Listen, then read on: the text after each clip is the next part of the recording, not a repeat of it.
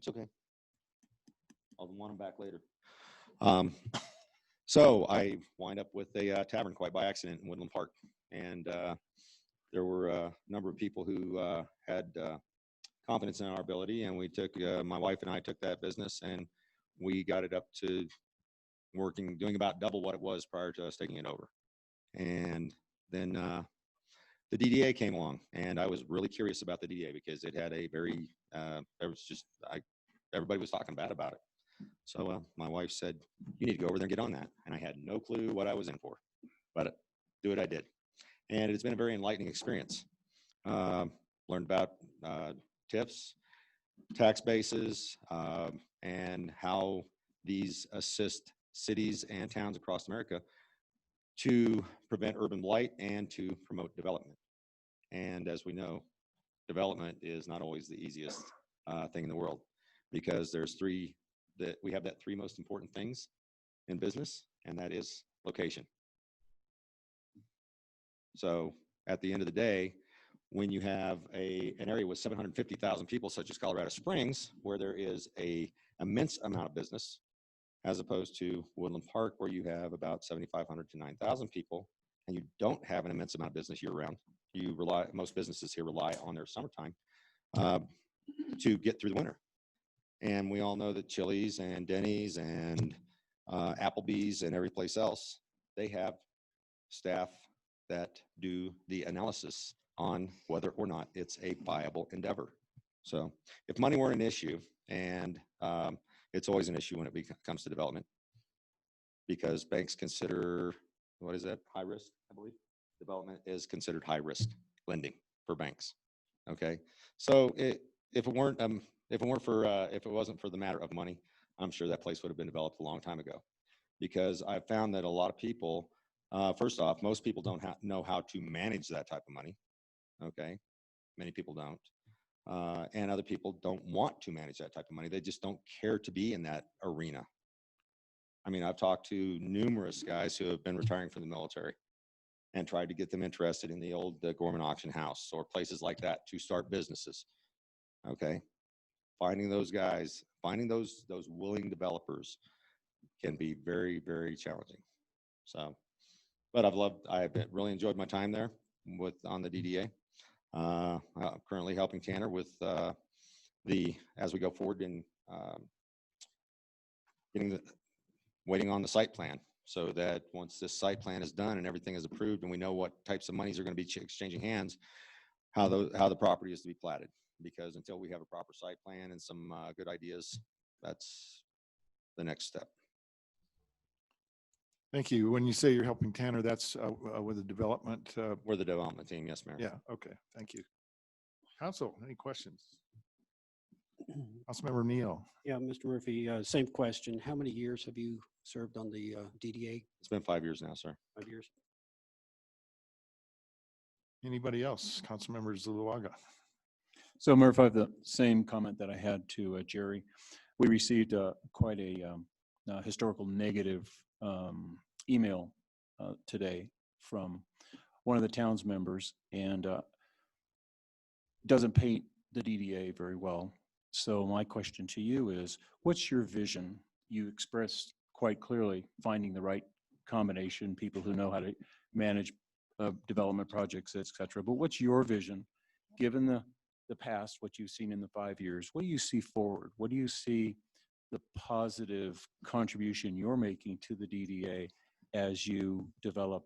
I guess your most significant one is Woodland Station. Well, the number one thing that I believe my job is on the DDA is to look out for the taxpayer's interest, because DDAs deal with the TIFs, and that is taxpayer money. Okay, that is a very sacred cow to me. I've always had an issue with, for instance, in the military, you had to use up everything every year or you wouldn't get more. And it's kind of like, well, hang on a second. Shouldn't we be looking out for that stuff, not looking to just waste it? So my number one thing is, like I said, protecting the taxpayer and their contributions to this, and then looking for development. I've probably talked to at least 20 people over the last 5 years looking for people coming to me asking, what are the business opportunities here in town? What business properties would be available? And I've pointed as recently as last month, I had a young man approach me about possibly building a gun shop over on the area over there. But he's decided to move on to other territory and leave Woodland Park to go work for a manufacturing outfit in Wisconsin. The next piece, like I said, prevent urban blight and promote development. Those are the two biggest ones, besides looking out for the taxpayers' interest. Thank you. Anybody else? Councilmember Neal. Same questions as before. Had 28 projects and proposed for Woodland Station, no progress thus far. I'm going to put a little twist on it because I didn't kind of get the response I was hoping to hear. What is causing it not to, the developments to come through? And I've heard from DDA members, well, it's the city staff is too hard to work with.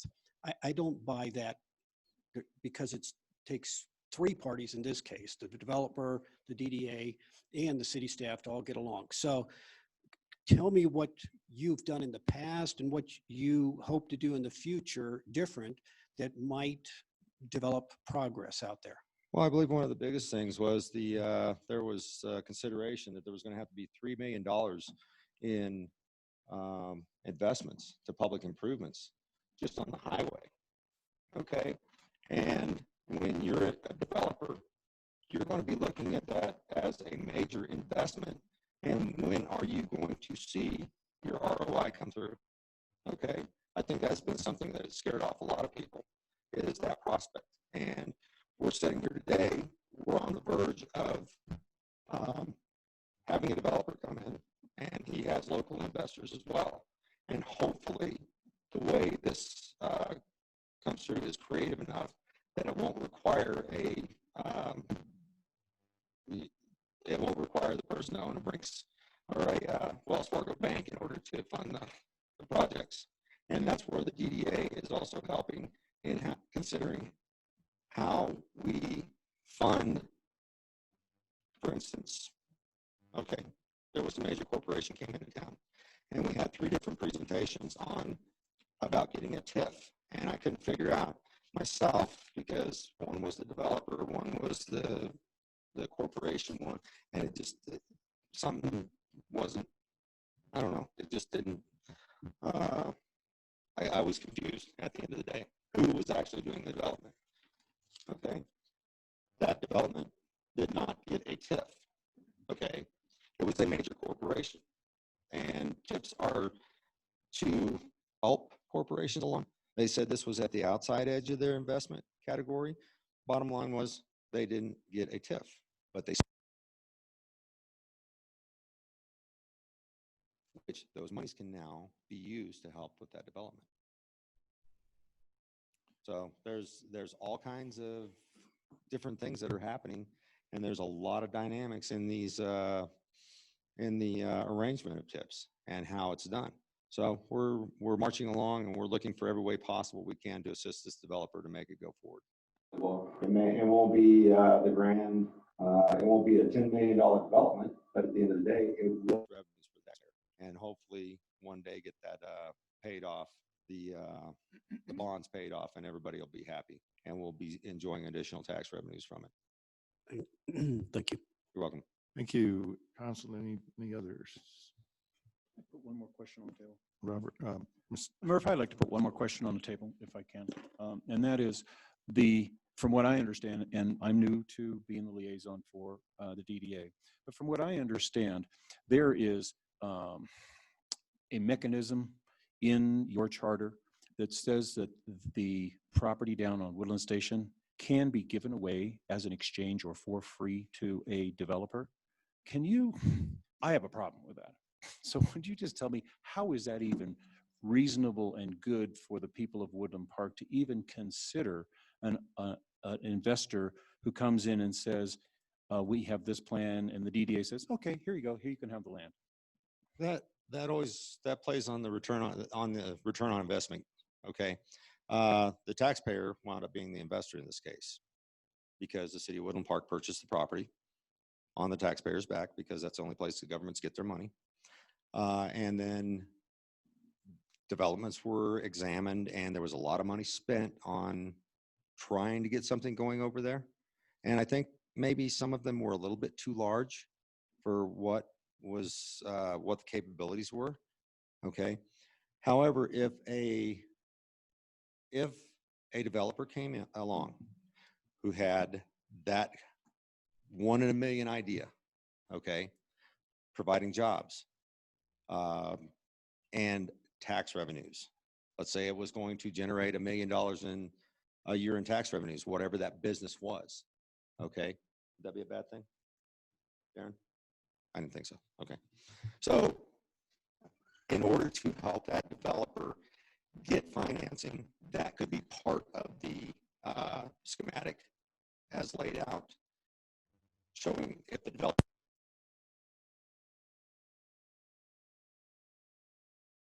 then it would be worth their while because over the long term, way more money, you know, $1 million a year in 20 years, it would be 10 times what the taxpayer paid for that property. So that in that case, it would be a good thing. Thank you. You're welcome. Any further questions, Council? Seeing none, thank you, sir. Yes, sir. Ms. McKenna, would you like to come up and give your pitch? So Marty McKenna, 200 West Midland Avenue, and I'm sure you got some questions for me. Thank you. Council, questions? So, hi, Marty. Why do you want to be on the DDA? And I'll add a second half to that, and that is, what do you feel that you contribute to the DDA? Well, the purpose of the DDA is to revitalize downtown, to give business and property owners the skills, the tools needed to revitalize their properties and their businesses in downtown. As development was moving outside of town, they were finding that downtowns were dying at a rapid rate. And so that's really why this came to.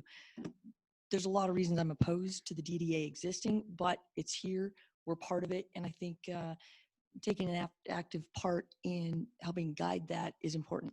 What I think I bring to it, my mother has been involved, I think, since its inception. And so our store has been there 55 years.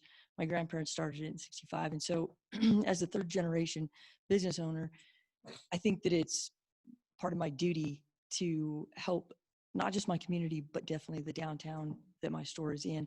I think that I bring with it some knowledge and teaching from other places. I have taken some extensive time to go to the governor's tourism conferences, some of the things outside of what we do normally and what the DDA's sort of purview is to try and understand how it is that we can best serve our community through the downtown and through the Downtown Development Authority. Does that answer your question? Thank you. Yeah. Thank you. Any other questions? Councilmember Neal. Yeah, Marty, I know that you have not been on the DDA, so the other questions I'm not going to ask you. But I am concerned, your mother is the chairman. Explain to me how you're not going to cave to the pressure of your mom being the chairman if you have a difference of opinion. Go have coffee. Yeah, right. So, yes, no, that most certainly will not happen. I think that there are a lot of things that I don't agree with the chairman on this. I think that there are better ways to handle some things, and I say that very liberally because she is my mother. I can say these things anyway. If I thought it was in trouble, that would be one thing. I think that I have not had the opportunity to help. She has been there since its inception. At some point, perhaps the baton gets passed on. I think that there's other areas that I would like to focus on. I think that Midland Station or Woodland Station has been a major centerpiece in the DDA, but I think meanwhile, there have been a lot of businesses who have been unattended to, and that's existing businesses. I have been through a lot of talks with a lot of people. How do we incentivize existing businesses without and also incentivize new businesses to come in without penalizing existing businesses in that, oh, you're already here, so we're going to incentivize new business to come and compete with you, and you're just going to have to suck it up. So there's a lot of discussion on that, how to take care of the existing businesses and also how to foster new business to come in. Woodland Park is notorious for businesses coming and going. I don't know, the attrition rate is greater than some areas, but it's bad enough that I think it needs addressed. And so I do think that there's some areas that the DDA hasn't had the time to address simply because of the focus on Midland Station or Woodland Station. Thank you. Any other questions at this time, council? Seeing none, thank you. Thank you. Council discussion. Any? None? Suzanne, I guess we're ready to, do we need a motion to, go ahead? Yes. Oh, okay. Yes, please. So Marty, I adore you, and I would love to see you sitting on the DDA. Something that was brought up to me that I didn't really think about.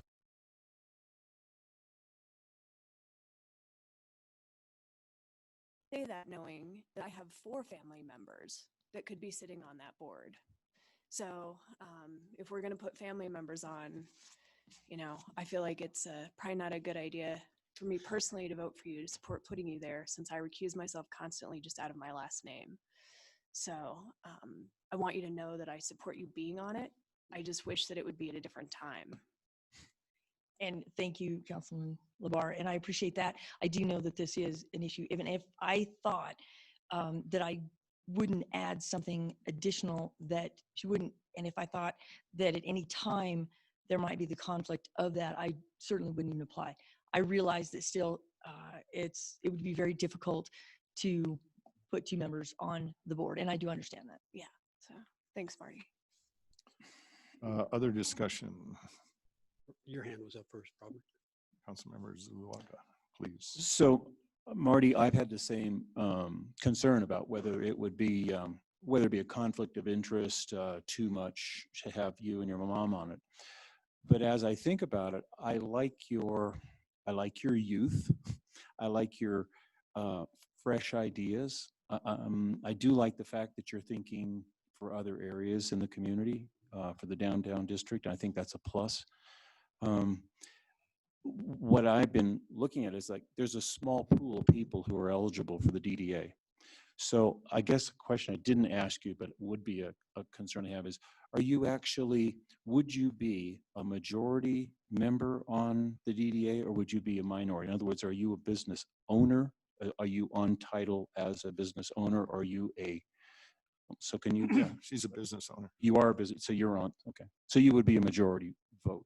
Well, they're all equal. No, well, they are, but and perhaps Jason, you could address this.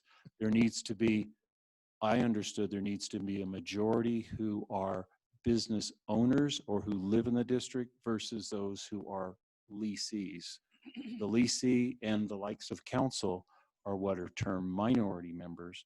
And if they're an owner, they are actually a majority. And the charter says that there needs to consist a majority of the business owners. If I understand what you're saying, correct, there has to be a majority of business owners or people who own property, not necessarily business owners, but if they own a residence there, I believe that is correct. Reside or own property. Yeah. Right. And like council, we all have one vote. Yeah, but to the point, it's not that their voting privileges would be any different. Understood. It's just a matter Just the of charter says at least 5 have majority of whoever's on the board at the time, because they allow between 5 and 11 members total. The majority has to be fit in that category in order for the board to be allowed to function. Okay. So I'm going to make a little quick comment. I've been begging for 4+ years to get some new blood in a lot of these organizations, and especially the DDA. I've had conversations with pretty much everybody on the dais here, Hillary and I, for a long time. And I recognize the situation with the Cowhand label. I happen to know these 2 people pretty well, and their differences are significant. And, I'm not particularly worried about that except for the visuals. But I'm really looking for youth to younger people don't look like me, to join these organizations. People look like Hillary, that's, yeah, seriously, I really want to make a pitch for everything we do to get a lot of younger volunteers. And I realize that's tough with people working and families and things like that, but that's my 2 cents worth. Anything else, Council? Well, question, are we going to talk through the procedure? And it's more for the audience. Well, we all have received the email from Jason. We weren't going to go read the whole thing until or if we get to a situation. When we get to the vote, which is very close because the city clerk is standing, we will vote from 0 to 3 people. You can vote for nobody if you want, or 1 or 2 or 0. If we have a situation that doesn't get a majority, in other words, 4 votes, then we have a whole different situation. And I'll let the city attorney weigh in at that point or whenever. Very good. Thank you. Everybody's good. Okay. Suzanne, is it okay to, So do you need a Yeah, motion? we okay to go forward? I was just going to add one more thing. Sure. Just for Mayor Pro Tem LaBarre, please. I just wanted to add one more thing for clarification, for Murph and Jerry's sake. I think they're fantastic community members. I think they're wonderful men. My issue is with DDA, always has been, outside of the people that are on the DDA. It's not about the people personally. I am against the DDA as an organization constitutionally. I have always talked about winding it down. I've heard members of the DDA agree with me and believe that it should be wind down. So what I intend to do tonight is not to vote for anyone, so that the DDA remains at a minimum and continues to do so until the organization can be wound down. And so Jerry and Murph, if you don't get voted in tonight, or whether you do or not, but if you don't, then you can come back and replace people who are leaving. And it can stay the same people in essence, or not. But I'm not voting for anyone this evening. And I just want you all to know that it is nothing personal. And I think you're marvelous members of the community. It is about the organization itself, not the people who are in it. So I just wanted that clarification before a vote came. Any further discussion amongst council? Yes. I'm a little confused whether we as members of council can have a no vote. I thought we have to do either a yes or a no. So am I missing something?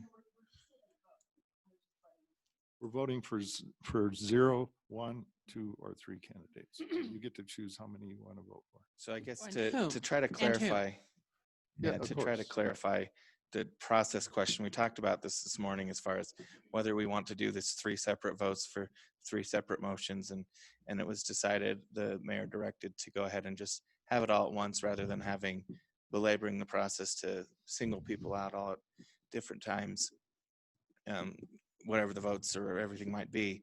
So you're going to be presented with a ballot that has 3 names on it. You can select yes or circle all of them, or check mark, whatever works for you, if you're voting in favor of their appointment. And then if they get 4 votes, then we would have them sworn in. But this is the action that you're taking as far as not creating 3 separate motions. I'm okay with that, but don't we have to vote either yes or no for? Well, by not voting for the person, you would be voting no. No, okay. I mean, we thought about putting a yes box and a no box, but The absence of a vote is a no vote. negative. Okay, correct. okay. And to the point, any action council takes requires a majority of those. In this case, it's a majority of those present, since we have 6. The action, whatever it may be, requires 4 votes. In other words, you will commit a sin of omission or commission with every vote you take. I mean, Thank you, Father. it's six of one, half dozen of another to some degree. So we tried to keep it as simple as possible, but that's kind of the impetus behind Yes, it. my mission to move the thing along has failed miserably. But anyway. Councilmember Case. Yes, Mr. Mayor, thank you. I just want to make a comment that I will not be voting for any candidates this evening.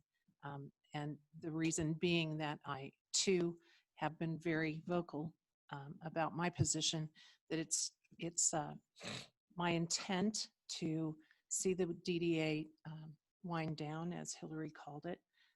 And I think the minimum number of board members would be the appropriate place for that to reside for now, and work towards debt reduction, debt payoff, and moving towards secession of the DDA at the earliest possible moment. Thank you. Thank you. I think we're ready, Suzanne, I believe. Thank you. Thank you.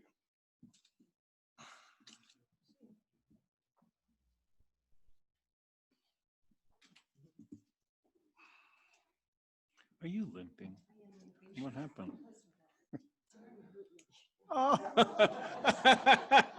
Employer abuse. Huh?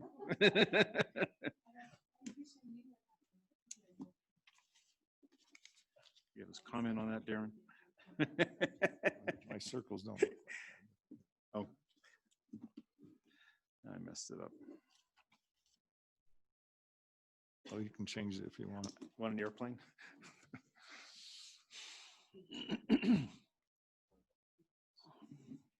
Thank you, Suzanne. Attention mouse.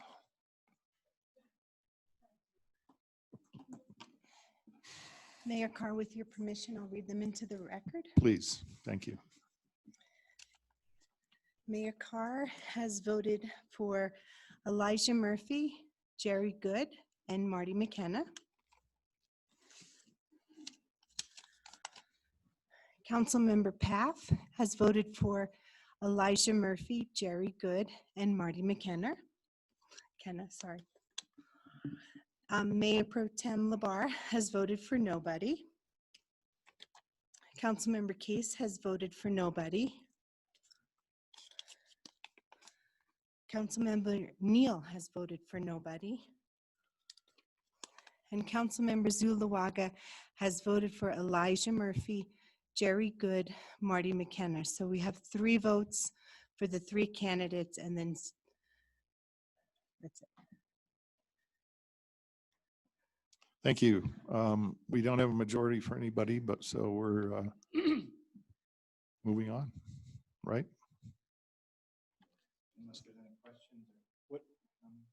What's the legal requirement?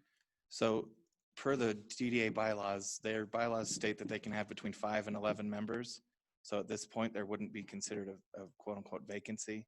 As my understanding, they've been operating with 9 members for the last year or so. So there hasn't been a vacancy with those 2 empty spots. So there isn't a need to fill these positions if council doesn't want to. It's your prerogative as to what council wants to do. Thank you. Well, don't we? Councilmember Paff, you're recognized. Yeah, I'd like to note the fact and the clarification. We have 2 stated recusals. Does that not change the majority? That's not my understanding of what the intention was ultimately. No, well, no. I'm talking about our vote that just took place. I believe we may have a majority because we have 2 stated recusals. I don't think they For a recused. I think cause. they refused to vote in the affirmative. Okay. So that's my understanding. It was intended to be if a no vote if it wasn't in the affirmative. My vote was an explanation as to why my vote was. It wasn't that I recused from voting. Okay. Thank you. So sorry, Mr. Mayor. Councilmember Zulawaga.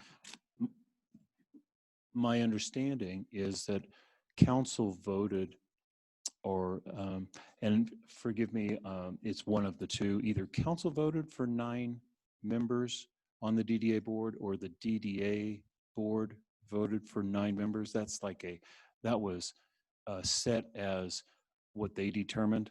So can we check that? Yeah, Because I looked at the bylaws this morning just to double check at the request of the mayor and a couple council members. The version that's on their website that's available to me that was approved January of last year, it says between 5 and 11. So they may have taken an action saying that's what their intention is, but I didn't see that in their bylaws. And so that's where I'm operating off of. Jason, you want to explain if they get to 5 based on that discussion? Yeah, so if there is less than 5, there would be a necessity that council appoint someone within 30 days per the statutes and per their bylaws. But absent something in their bylaws that physically states what that number is, if the DDA has the ability to, and then provides it to the city for review, set their bylaws. And so if they said 5, it would be 5. If they said 7 or 6 or 9 or 11, anywhere in that number, the statute authorizes them to set that number. Right now, their bylaws, as I understand it, what's available is, it says between 5 and 11, but it doesn't specify a number. So I'm simply requesting that that get clarified. Maybe you could talk with Tanner on that and find out if, I don't know if it was council or if it, oh, there you are.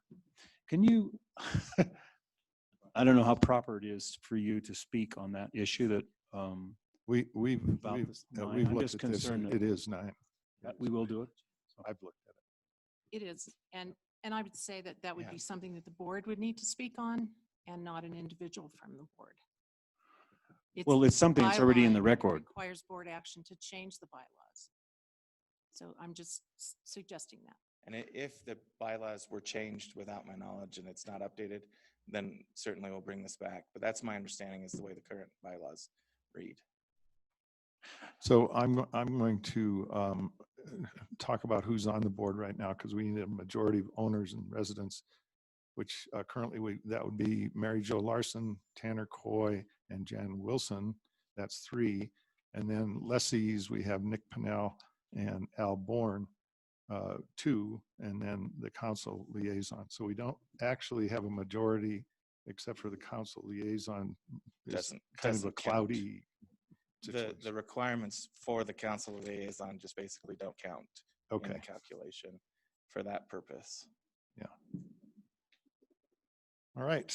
Well, Moving on.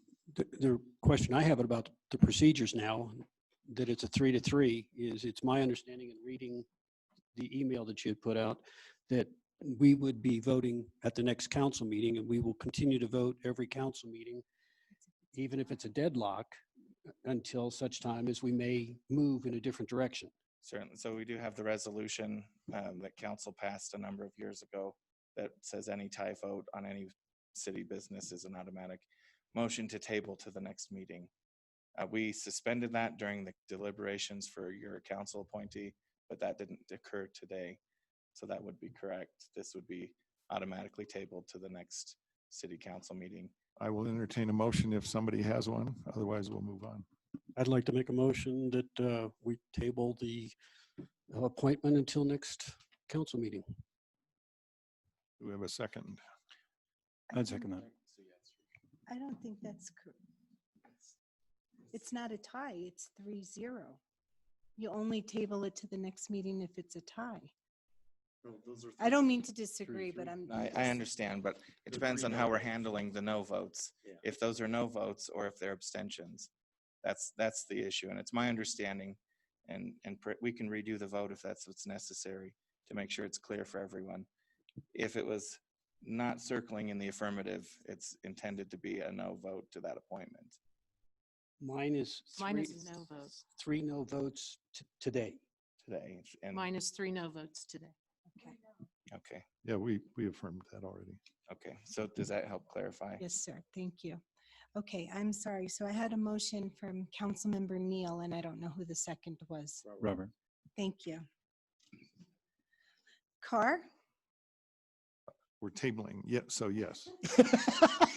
Okay, so this is a motion to table the vote for the DDA appointment to the next council meeting. Correct. And are you going to consider the same applicants? Well, Open it up that to was my new? next question. I think we're not ready for, I think we need to discuss what that Okay. means. Before If we're If I gonna- could interject, the way that resolution reads, and perhaps council likes it, perhaps you don't like that role. That's something for you to consider off topic. But it's an automatic move to the next meeting. So you don't have to vote to table it today. That's in essence what already been done the way that resolution reads. But to the point of whether or not you want additional applicants, et cetera, is a valid discussion. point Yeah, for the council. current procedure would be the same candidates. We could entertain a discussion that we have other candidates if council wants to entertain that. Well, I would like to provide a little discussion as to why I voted the way I did. Yeah, usually you would do that beforehand, but go ahead. I was tying it in with the procedure, and now that we have the procedure laid out, the message that I want to give to the candidates is this is basically a 2-week reprieve right now, because I'm trying to send a message to the citizens of Woodland Park who continue to voice the same thing. We have the same good old boys running the city. Well, the city council has just cast votes that leaves seats wide open. And just like Val is saying, he wants to encourage people. I want to encourage. This is I'm throwing a gauntlet down on the city of Woodland Park to come in and apply. The good old boys didn't just automatically get it elected. And I know you're not a good old boy, so I'm really talking to the two. Welcome to the club, Marty.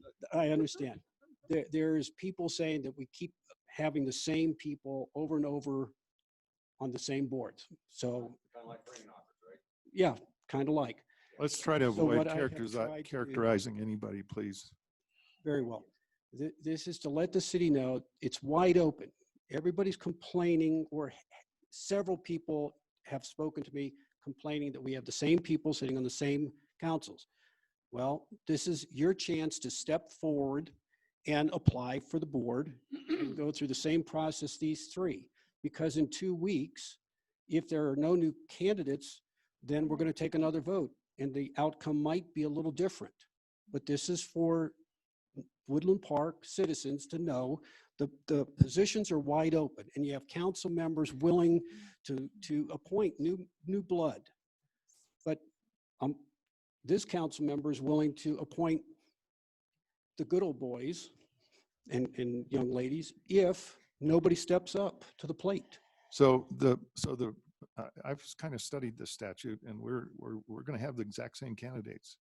It's the tie vote means that it's used for when we have a situation where somebody's absent, usually like 3-3. But I'm pretty sure the statute reads that it's going to be the same candidates. But I'm willing to be corrected. But I feel pretty confident about that.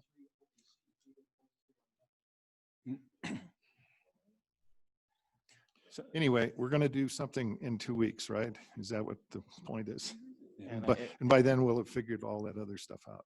I guess if possible, if council could determine whether or not you're going to allow additional applicants or not, that'll help us understand what your direction is moving forward.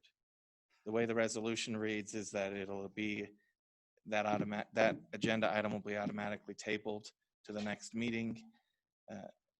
There isn't really a process set out in the state statutes or the bylaws as to how the process of appointment works, other than the criteria of who's on there. So let us know what you want us to do in the interim. Well, how many total vacancies will there be if these three are not filled with these three members? Zero vacancies, or are there still vacancies? They Correct. can have up to 11.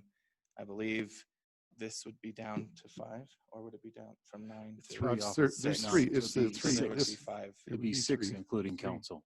Correct. So anybody could then apply. In addition to these three, there could be 4 people, 5 people still applying for the other vacancies. It's not just No. these three. No, Three there's only 3 vacancies. Well, and that comes back to the question. The bylaws say that they allow 5 to 11. There's currently 9 members. The 3 seats end at the end of this month. So there's currently 9. And again, I don't run the DDA's bylaws. It's not my wheelhouse. It's their prerogative to do that and submit them to you. So that's what their bylaws say, between 5 and 11. I'm not privy to the decision to make it 9. I don't know what that discussion looked like or what that was determined. We have several DDA members here. Maybe they know. I was under an understanding they pulled it down to 9, but an understanding is not legal. Mr. Mayor, Yeah. Mr. Mayor, point of order. Just a clarification. It sounds like we have a motion on the table. Are we opening it up for discussion from both ourselves and? I forget what the motion is. Could you read the motion? back, please? We don't, yeah, The motion was to table it, but then But we we don't started need the to. question as to whether we'll accept new applications or not. And that was going to be part of this motion. So we don't have an actual real motion yet. A good one. Point What of did I order- second then? Point of order here. We actually do have a We do motion have a to table the current thing. The question is if we want to pull that back and create a new motion or whatever. But we do have a table that is a motion that is also seconded, duly seconded, to table the current item to the next and to move it to the next meeting. That motion was made and it was seconded. Well, So- with all due respect, the city attorney said you don't need a motion to table it.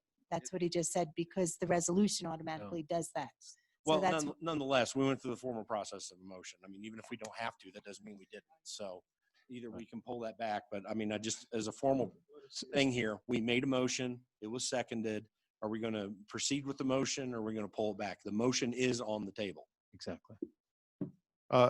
E- Easy solution. We'll take a vote on that. Suzanne? okay, so the motion is to table this vote to the July 2nd city council meeting. Carr, Yes. Case, No. Labar, Yes. Neil, Yes. Path, Yes. Zulawaga. Yes. Thank you. Motion carries 5-1. We need clarification on the openings. Mr. Coy, do you have any information on that, official or not? Does anybody have a computer that could do a Google search on? Besides me? Sir, thank you. Good evening, Tanner Coy, 240 East Highway 24. Pretty confusing issue by the sounds of it.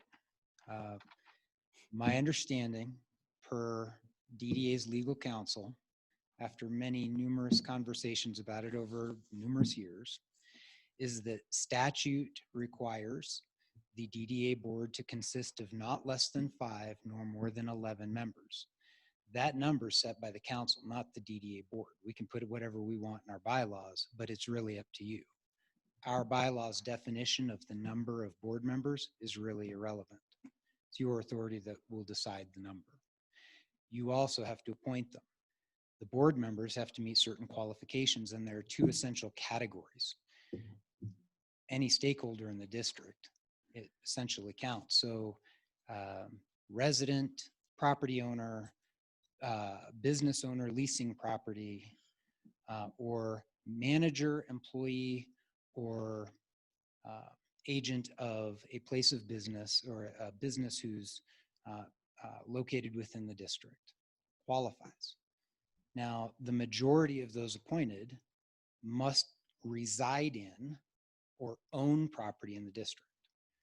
And the way I'm reading this right now, the result of your vote is our board as of the end of this month will not consist of a majority of members who reside in or own property in the district. I'm unfamiliar with any language in the statute that negates the liaison's role in that. The council liaison is required by the statute to be a regular member of the board. So far as I know, we will have 3 board members who do not reside in or own property in the district and 3 who do, which takes the DDA board out of compliance with statute. You have 3 members here who qualify and would solve that problem who've applied. And All right. should you appoint any and decide that later there are more applicants who would like to be on the board and you wish to appoint them, you can change the number from 9 to 10 or 11 and add those people. That's my understanding. And I will further research it and bring back more advice for you before the next meeting. Thank you. I just had a quick question. So 3 out of the 5 don't reside or own business? Do you know the names of those 3? 3 Yeah, of 6. I listed them before. Or sorry, 3. I'll get them later. There's 6 because you're counting council. Right. Correct. Okay. Thanks. Nick Pennell, Al Bourne, and Robert Zuluaga do not own or reside in the district. Mary Jo Larson, Tanner Coy, and Jan Wilson do reside or own in the district.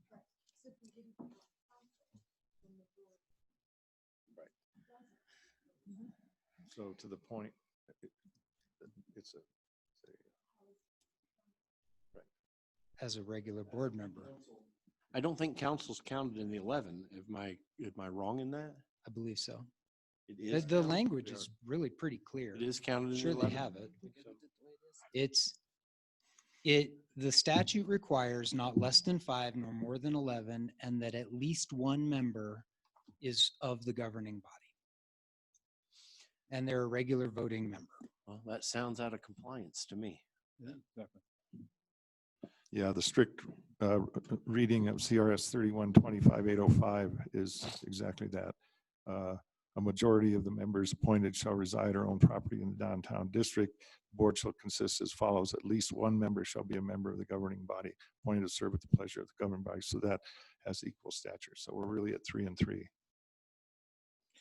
So, and I agree with what was said. I just want to clarify my statement as far as the board's requirements for council members in 3125-806. Each appointed member of the board, except any member from the governing body, shall reside, be a business lessee, et cetera, et cetera. So I don't disagree with your statement that the majority of the board has to fit the category of being a business owner or a resident. But the rule as far as who council appoints for the liaison or any other council members don't have to meet those same requirements. But the previous statute, the way I understand it, requires that board to be at least a majority of business owners in the district or residents. Which it will not be as of July 1st, based on the decisions that were made tonight. Which part of 806 are you reading? I have it in front of me. Paragraph 1, first sentence. Except any member from the governing body. So council could appoint other council members to the board so long as the previous section, and it's frustrating that the two seem to be in somewhat of conflict. Right. But the previous section that a majority of the board members are meet that category of being owners or residents still applies, and council, but council members who are on the board don't have to foot that bill to the same degree. So maybe we'll resolve this in 2 weeks. There you go. Well, it seems pretty straightforward. That second part of the statute does not negate the first. You can appoint council members to the board so long as you don't violate that first section of the requirement, which is what's happening right now with the decisions that you made tonight. Mr. Mayor, I believe Ms. Councilmember Labar Case. owns, I believe Ms. Labar owns property in the district. And I also have Maybe. a business in the district. Maybe we would appoint a council member and solve the problem. Just food for thought for our next meeting. Thank you. I think we're moving on. Does that sound appropriate? Okay. More clarification will be researched and Googled and all that kind of good stuff. Although I have all these statutes right there, and so does the city attorney. Oh, all right. Just be that way. How about email? A core request, Jerry, I have no idea. I didn't receive it, so I don't. Anyway, I'm moving on to 3B, presentation of trails map.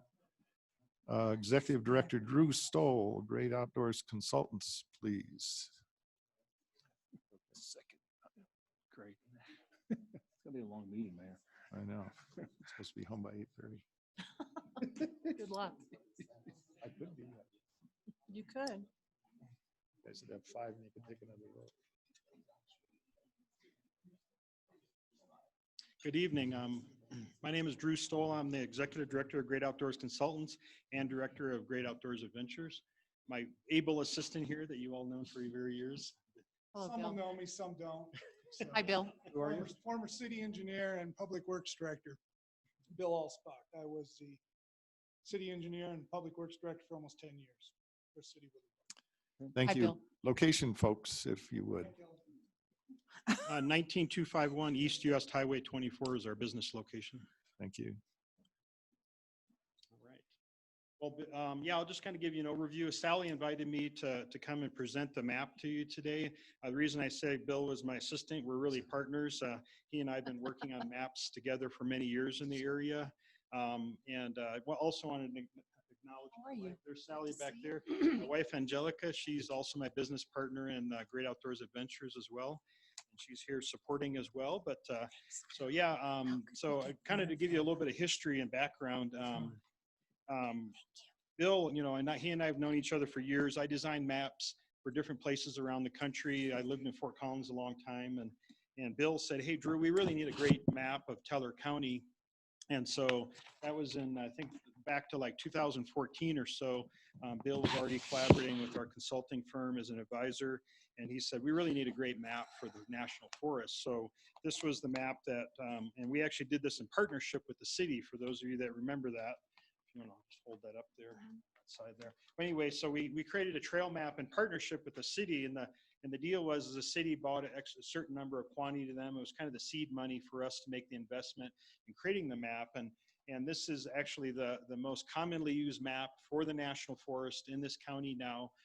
The Forest Service actually displays this on their kiosks in the National Forest because they think this map works better for the public than their regulatory map that they have. But anyway, I just wanted to give Bill kudos because when he was with the city put the seed money into making that map happen. And today it's the most commonly and most popular used map in the area for the whole county. And that also works on a smartphone map as well. We moved here about a little over 2.5 years ago to start our adventure company. We're located just right down next door to the Swiss Chalet down there with the idea of being able to give people experiences on the National Forest and either in off-road vehicles or bicycles or hiking and also scenic touring. So part of that all evolved into, wouldn't it be great if we had an actual trail map for the city of Woodland Park? And so Bill being an avid bicyclist and hiker, and we were promoting that as a business, both as a map company and as an adventure company, that we really wanted to create an opportunity to create a map for that. So in partnership with Sally and the city was very helpful in sharing map data with us, and we had some of our own map data. Bill's, all his experience of being the public works director and being an avid bicyclist around town. We also actually hired somebody to assist us last summer to actually go out and GPS all the trails so that we would have very accurate information. We knew where they were at. We just wanted to have good, accurate GPS information. So the result of that was to create a map. And our maps really for both Teller County and the city, the purpose of those really is to give people good information. Of course, that's the basic thing. But we really believe our maps keep people safer as well because they use them on their smartphones. And especially if you're out in the middle of nowhere, out in the forest, if you're not familiar with the area, we do this with our customers in our adventure company. Every single day we have people coming from all over the country, and using these maps, they never get lost. They just work perfectly as long as they keep a battery on their cell phone. So we really believe our maps are a safety device, almost better than anything, because when you don't have a cell signal, the map still works, right? You know how to find your way out of there. And our latest version of the map, we actually also put where the cell phone signals are at out there in the forest as well. So that's a huge safety improvement, just to know how far you need to go to get to a cell phone spot. But the other key thing with our maps is that they actually also are basically marketing pieces for the county and for the city, right? So we're interested in drawing people. We draw people to Woodland Park every day. They come as far away as Fort Collins and Denver. They'll do a day trip here specifically to have an experience with us and to use our maps. And so they're really working very effectively at drawing people to the community and then also keeping them on the right trail, we like to say, being where they should be and not being where they shouldn't be, not trespassing on private, being on a trail you're supposed to be on, whether you're hiking, bicycling, or riding a dirt bike or an ATV, having all of those things work really well. And that's why the Forest Service uses our maps on their kiosks also, because they really want people to do the right thing, but they know people need to have good information to do the right thing as well. So anyway, so we gave each of you a copy. The map is 11 by 17 folded up. That's kind of the pocket copy when you're out on the trail. But we also published a wall map as well, and we wanted to present this one to the city also today as a gift from our company to the city. And it's the same map you have on your desk there, but it's just a wall version of it. And we sell all of these online and at our store. But But, you know, we really want the map to be a great piece of pride for the city, and also all those other values I mentioned, and also draw people to the city as well. So that's the overview of the map. Did I forget anything, Bill? Well, I'd just like to step back just a little bit as to why this original map was done and why we partnered. Because anyone in Woodland Park knows, whether you're an outdoor enthusiast in the National Forest or not, all you got to do is look at Highway 24 on a weekend or during the lockdown, how many people come up here and recreate, right? One weekend I stood out there just for a few minutes, and one OHV was coming through town every minute. And so most of those people are coming here to recreate outside in our backyard. And so we wanted to make sure that those people have the information they need to recreate in a responsible, sustainable manner, and that Woodland Park welcomes them to come here, because those people, they come here to recreate, well, what else do they do? Spend money. Spend money. They stop and buy gas, they stop and buy ice, they stop at the restaurants, they do shopping. We want those people to feel welcome, and we want to make sure they have a good map, because those people looking for maps, where can I go and what can I do? That's how this whole thing kind of got started. So, Drew? Yeah. Well, that's all I really wanted to present. Sally again invited me. Thanks for inviting me, Sally. And it was great to work with the city on it. Any maps we make anywhere in the country, and again, we make them for multiple different states, is we always make sure we have a strong local partner, because we don't want to just make a map as a product to sell and to make money off of it. We really want it to have ownership. Sometimes it's a tourism association, sometimes it's a chamber of commerce. In this case, the city has been our partner, and we really want it to be a valuable resource for you. If there's any way you can use the map to help promote the city and the city as a place to recreate and as a destination, Bill and I really are always on the soapbox, or the soapbox, but talking about the sandbox. We like to create sandboxes for people that like to play together, and people that don't like to share sandboxes, go buy your own piece of property, because the National Forest is a sandbox for everybody, and everybody should really make an effort to get along and share and be courteous to each other. So that's all part of that outdoor recreation ethic that we're really strong advocates for. So thanks so much for your time. If you have any questions, be happy to answer. Yeah, thank you very much for your presentation. I'm going to ask you to present it to our planning director, Sally Riley, if you would, that map. She's got an excellent place to display those things. Absolutely. If you wouldn't mind, if she wouldn't mind. Mr. Mayor, I just have to make a comment that when Bill was on staff here, he was always on recess. Always at recess. Are you saying I didn't work? No, you worked, but you worked really hard at recess. You did. I know. Mr. Mayor. It's a great map. I have a copy of it sitting on my kitchen counter table, Oh, you already have because it? I use it all the time for ATVs. Oh, yeah, the ATV map. Absolutely a great map. Councilmember Zuluaga. Drew, I heard, I think it was Sally Riley told us, that you actually have more trails on this map than we have sealed road in the city. Is that correct? Well, I wouldn't know that miles of sealed road in the city, Yes. but So can you tell us what that number is? How many miles of trail? well, it's actually on the back there. I don't remember the exact number on the back of my head, but we did put the trail miles in there. But it was surprising. I mean, part of those are bicycle routes on city streets, so 65.8. but there really were more miles of soft surface trail on the National Forest around here. And I mean, one of the things that, we would like to think about moving forward in the future is how to make an even, so many communities in Colorado, and I've worked as a consultant all over the state of Colorado, really hang their tourism opportunities on trail systems, right, and stuff. So there's a huge opportunity on the National Forest lands around Woodland Park to expand that trail system and make it even more of a destination. Whatever that mix of use is, whatever makes the most sense.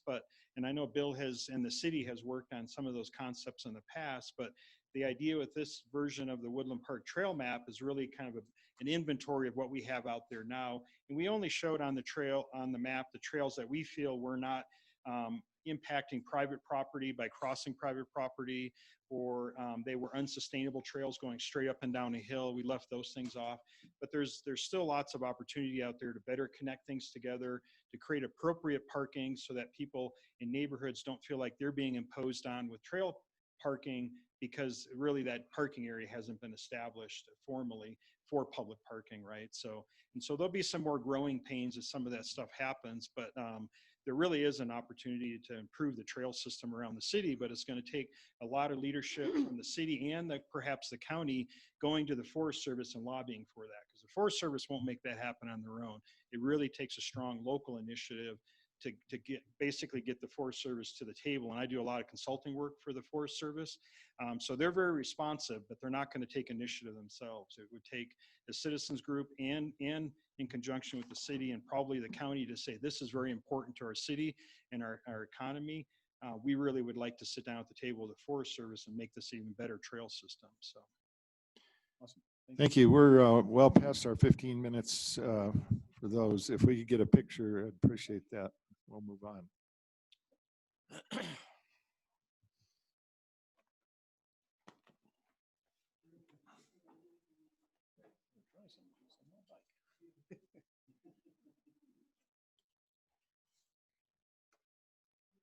Mr. Mayor, Council, thank you very much for your time.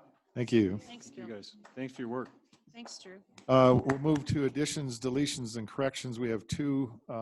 We're removing 5A to the next agenda, the minutes of June 4th. We're also removing 10B because we're going to have an executive session regarding it. So there's, we will be discussing all that in executive session. Those are the two changes that I had. Suzanne, anything else? No, sir. Thank you. Thank you. We'll move on to the consent calendar. Suzanne, let's see, Emily, I guess, is up. Well, it's actually just the consent calendar. You typically read it in the to the Right. record. Right, sorry. And we have one item tonight on the consent calendar, and it's the approval of the May 2020 Statement of Expenditures. Thank you, Council. I'd entertain a motion. I move we vote for on the May 2020 Statement of Expenditures. To approve. To approve, yeah, I think Thank you. that, sorry. I second it. Second, thank you, Suzanne. Case, Yes. Labar, Yes. Neal, Yes. Path, Yes. Zulawaga, Yes. Carr. Yes. Thank you. Motion carries unanimously. I have one public comment on items not on the agenda from Jim Weir. Please step up, sir. Give your name and a location if you wouldn't mind. And I'm Jim Ware. I reside in Monument, Colorado. I operate the POWMIA recognition ride and the Salute to American Veterans Rally in Cripple Creek each August. Good evening, Mayor Carr, City Council members. Thank you. I'm Jim Ware. I'm the founder and organizer of the POWMIA recognition ride held each August, which stages here in Woodland Park, destined for Cripple Creek as part of the Salute to American Veterans Rally. This year, if approved, will be our 33rd annual recognition ride, and I'm here to ask for your support. At a time in our country where we appear to be divided more than I've ever seen in my lifetime, this is a unifying event that recognizes our veterans and our first responders, and that has an added benefit of bringing a much-needed economic boost to Teller County.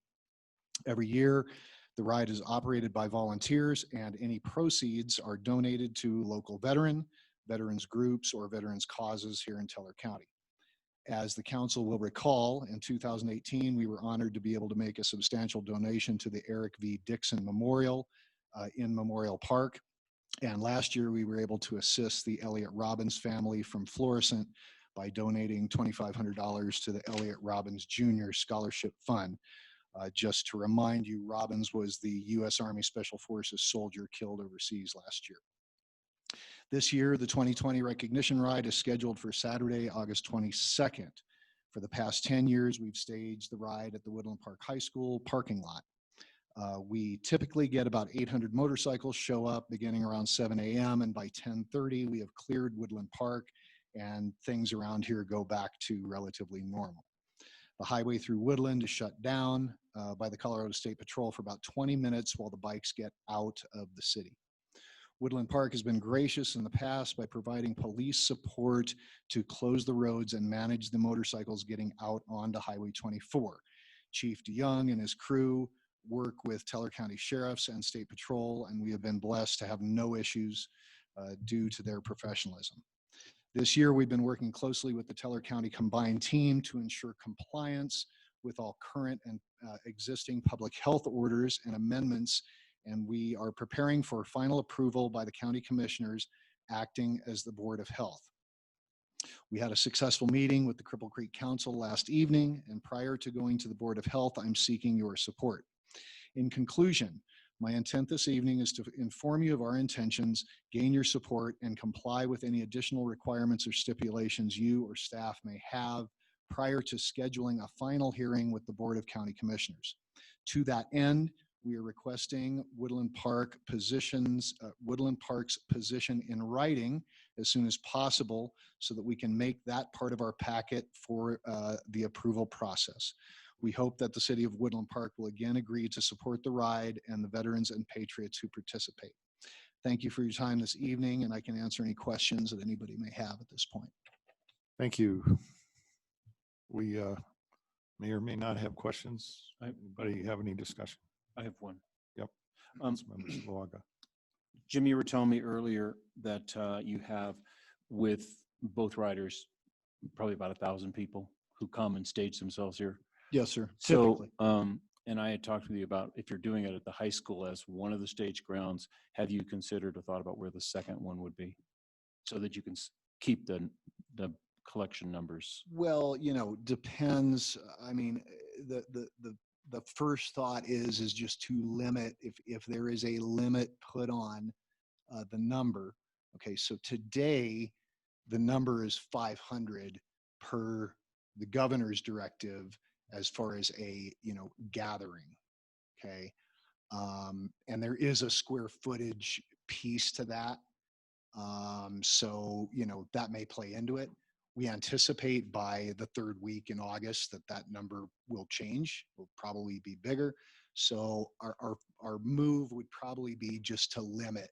So if we say, you know, here's the number, we do a count at the gate. When we're full, and we send everybody else, you know, up to Cripple Creek.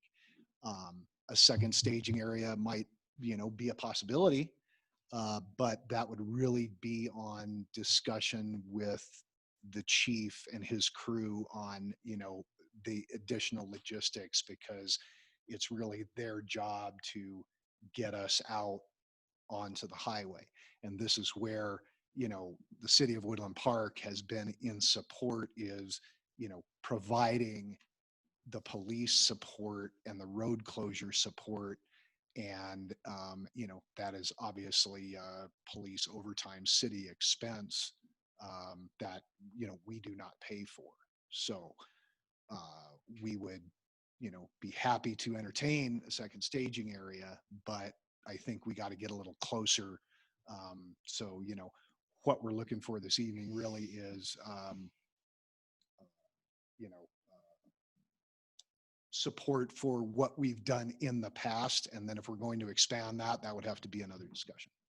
So I appreciate your presentation. We have historically been good moral supporters of this. I think we can have, once again, moral support, but we've got a lot of logistics situations that we're working through for all kinds of events. I think it'll be a dynamic sort of situation that will have to be worked out with the city manager and the planning department, who's kind of on top of these things. My understanding is it's at 150, not 500 at this point, but I only saw a draft of it. But we've always been highly supportive here, even though the ride actually ends up in Cripple Creek, which is where most of the economy happens. But we've been very supportive in the past. But I don't know that we can do much more than moral support at this point. I saw Director Riley raise her hand. If you would like to come up and add some comments, please.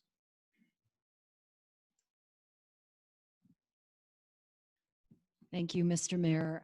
We do have a temporary use permit process, and Mr. Ware has not turned in his application at this point. So I would just encourage him to follow the process that he has followed in the past. And I'm very happy to hear that he is working with public health and preparing a COVID-19 plan that will be reviewed by the Board of Health. So we do have a process and a code in place to be able to review and handle these requests. And staff in the city has supported this event every year. So we'll just get you to turn in your temporary use permit as soon as possible so we can get that under review. Thank you. Thank you. Any other comments? Thank you, sir, for presenting. We'll look forward to getting your application and working with you with the dynamic changes that are going on. Mr. Mayor, if I could Oh, comment. I'm sorry. That's Councilmember Case. I'd just like to say that personally, as one of 6 now, Jim, if everything works out okay and the criteria gets to a point where it will allow it to happen, you have my support. And I think that this council would support you as well. It's a great event. You guys bring a lot of commerce to Teller County. And I have been a participant for years and fully support the event. And I hope that things will improve to a point where it will facilitate that for you. So thanks for coming up. It's looking really good for having, the event in Cripple Creek. Yeah. We would like to be able to, do the ride as well. Sure. So that's where we're here today. But Absolutely.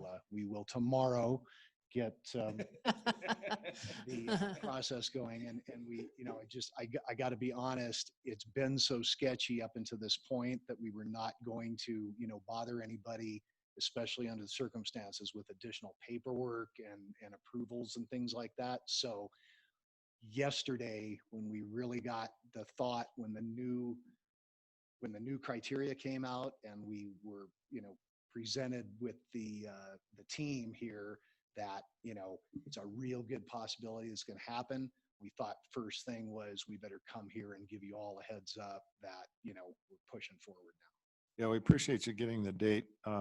My experience is our staff is light on their feet and can move very quickly. Sure. They really are. They've demonstrated that recently with their process, and so as things change, they'll be right on top of it. Well, and even if what we had from Suzanne was that, we've submitted the application and that, morally the council, supports the event and, additional logistics or something like that, that gives us something to put in the packet, which is really what we need because it is a county-wide event. So we need to hear from both municipalities. So whatever you can do for us, we'd appreciate. Well, I lend my support to Kelly Case's support. So there's 2 Thank for sure you. verbally. Anyone else want to weigh in, please do. And I will sign up on the Teller County Sheriff Posse volunteer list again to be out on the gate guards, helping you through. Excellent. Yeah, I think it's universal support here. I don't think there's any Thanks, Jim. objection. Thank you. Mr. Mayor, I have a question. Certainly. Just help me. Were we not supposed to vote to approve the changes to the agenda? Am I wrong? Am I off my rocker? So they were just removal of items. Okay. Thank you. So if you want the items that we can't do, we can have that discussion. No, not at all. I just wanted to be sure that No, we were. thank you for we bringing were that cool. up. Yeah, sure. I'm new at the job, so. So am I. So it just seemed that we missed a step, but thank you for No, I allowing appreciate me that. No, I appreciate it. I need instruction. No unfinished business, no ordinances on initial posting. We go straight to public hearings. And A, which is Planning Director Riley's got something for us. Thank you, Mayor Carr, council members. This is ordinance number 1379, which is a request to extend the temporary moratorium to January 23rd, 2021. This is a 6-month extension that relates to the code amendment, zoning code amendment regarding single-family development in multifamily zones. So a week ago, we did have a work session on this, and council is very much up to speed where the Planning Commission's recommendations are. And we did not want this initial moratorium that is scheduled to expire in July to expire without extending for another 6 months. And if we are able to pass an ordinance to make the amendments to the zoning regulations before this expires, then we can pass a resolution that will remove the moratorium. I'd be happy to answer any questions. Thank you. Any questions, council? Seeing none, I appreciate you presenting. We have, without any further discussion, I would entertain a motion. Your Honor, if I could, because it's a public hearing, we need to make sure there's no public wanting to participate. Yes, I have nobody marked on the sheet, but if anybody is interested in speaking for, against, or neutral, I don't care, discussion of this ordinance, please step forward. Do we have anybody in the back? Is there anyone on Zoom? That room is empty, sir. Okay. Is thank there you. anyone on Zoom? I don't know. No, there's no hands raised. I can't tell. There's no hands raised, Val. So thank you for the reminder. I think I'm going to close public comment. And I think my next step is to do what I was going to do.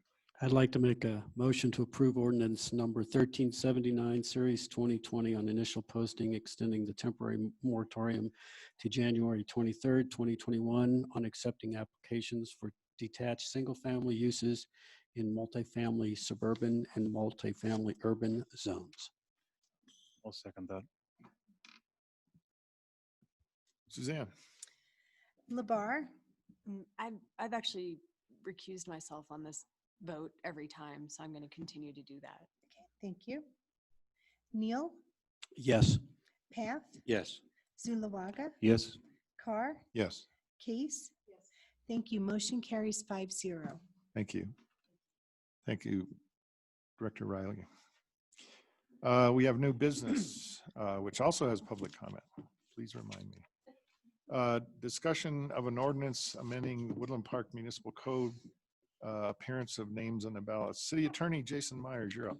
All right, so to be as brief as an attorney can be, I suppose. I drafted this ordinance several months ago, but COVID hit and it's kind of gotten pushed aside, but it's something important for council to consider. As you may recall, with our last election, we had some controversy over the appearance of names on the ballot. Part of that is due because the state statute for election code in Title I differs from the municipal election code in Title 31, and we follow Title 31. And so that's kind of how that issue arose. So the request of the council at the time was to clarify that issue in our code so that it's abundantly clear how we are going to handle that process moving forward. The reason this isn't here as an initial posting is because you've got a couple of ways you can do this. I've provided two. If there's other suggestions, I'm happy to draft something different. But I guess what I'm looking for from you this evening is some sort of consensus as to which option you'd like to proceed with or a different option. And if you want me to explain them further, I'm certainly happy to, but I know you can read, so. I've had them explained to me, if you will. The option one is nicknames. Option two is strict government IDs. Correct. Is that a pretty good synopsis? So the option one is basically how the state statute reads at this point as to how they handle it. It allows some discretion for the election official, which is typically our city clerk, to do that. Option two is a lot more robust in specifying exactly what's allowed. I suggested the standard of some sort of formal government issued ID because I figure if their state's happy with it or the feds are happy with it, we ought to be as well. So that was my suggestion. I know.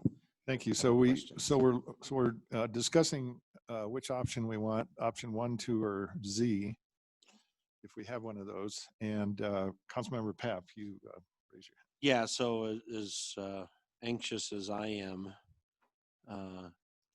Jason, to take your advice on option 2, I think we, in my opinion, and it seems worded tightly enough, it's just my personal opinion, that we should consider option 1. There are nicknames there. It's fair that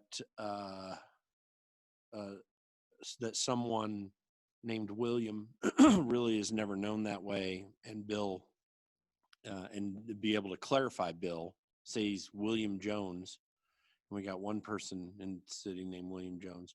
Another person goes by Bill Jones. I think it's fair to allow that latter person to clarify on the ballot. I think my only hesitation with option one was that notwithstanding the specific concern with the issue that came up in the last election and the person that it was involved, I want to make sure we have no animus in that regard. But I think that it's worded in such a way that it's fair for anyone. And I think it provides a good clarification while allowing flexibility that option two doesn't allow. Although, you know, there's some good arguments for option two. I just want to make it clear. There are very real instances where nicknames are appropriately used on the ballot and sometimes left off to the detriment of that candidate. So I personally lean towards option one and want to at least open up discussion and arguing for it. And if I could clarify, I don't have a vested interest. No. in one or the You other. made suggestions. I'm just referring to your suggestion. I know you have no bias here. So I also recognize the fact that my first name is James, and if I was going by Jim, that would be a situation that might be interesting. I sort of see this as an option Z sort of situation, and recognizing exactly what you're talking about here. We want to be careful about nicknames that end up being thank you.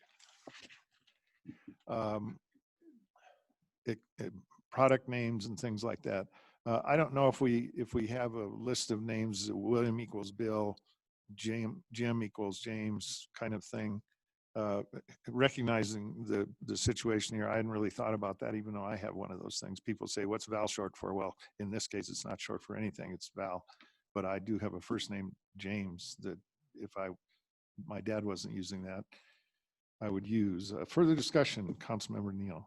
Yeah, I have a vested interest in this one because my real name is Paul, and nobody in the world other than my family knows me as Paul on my birth certificate.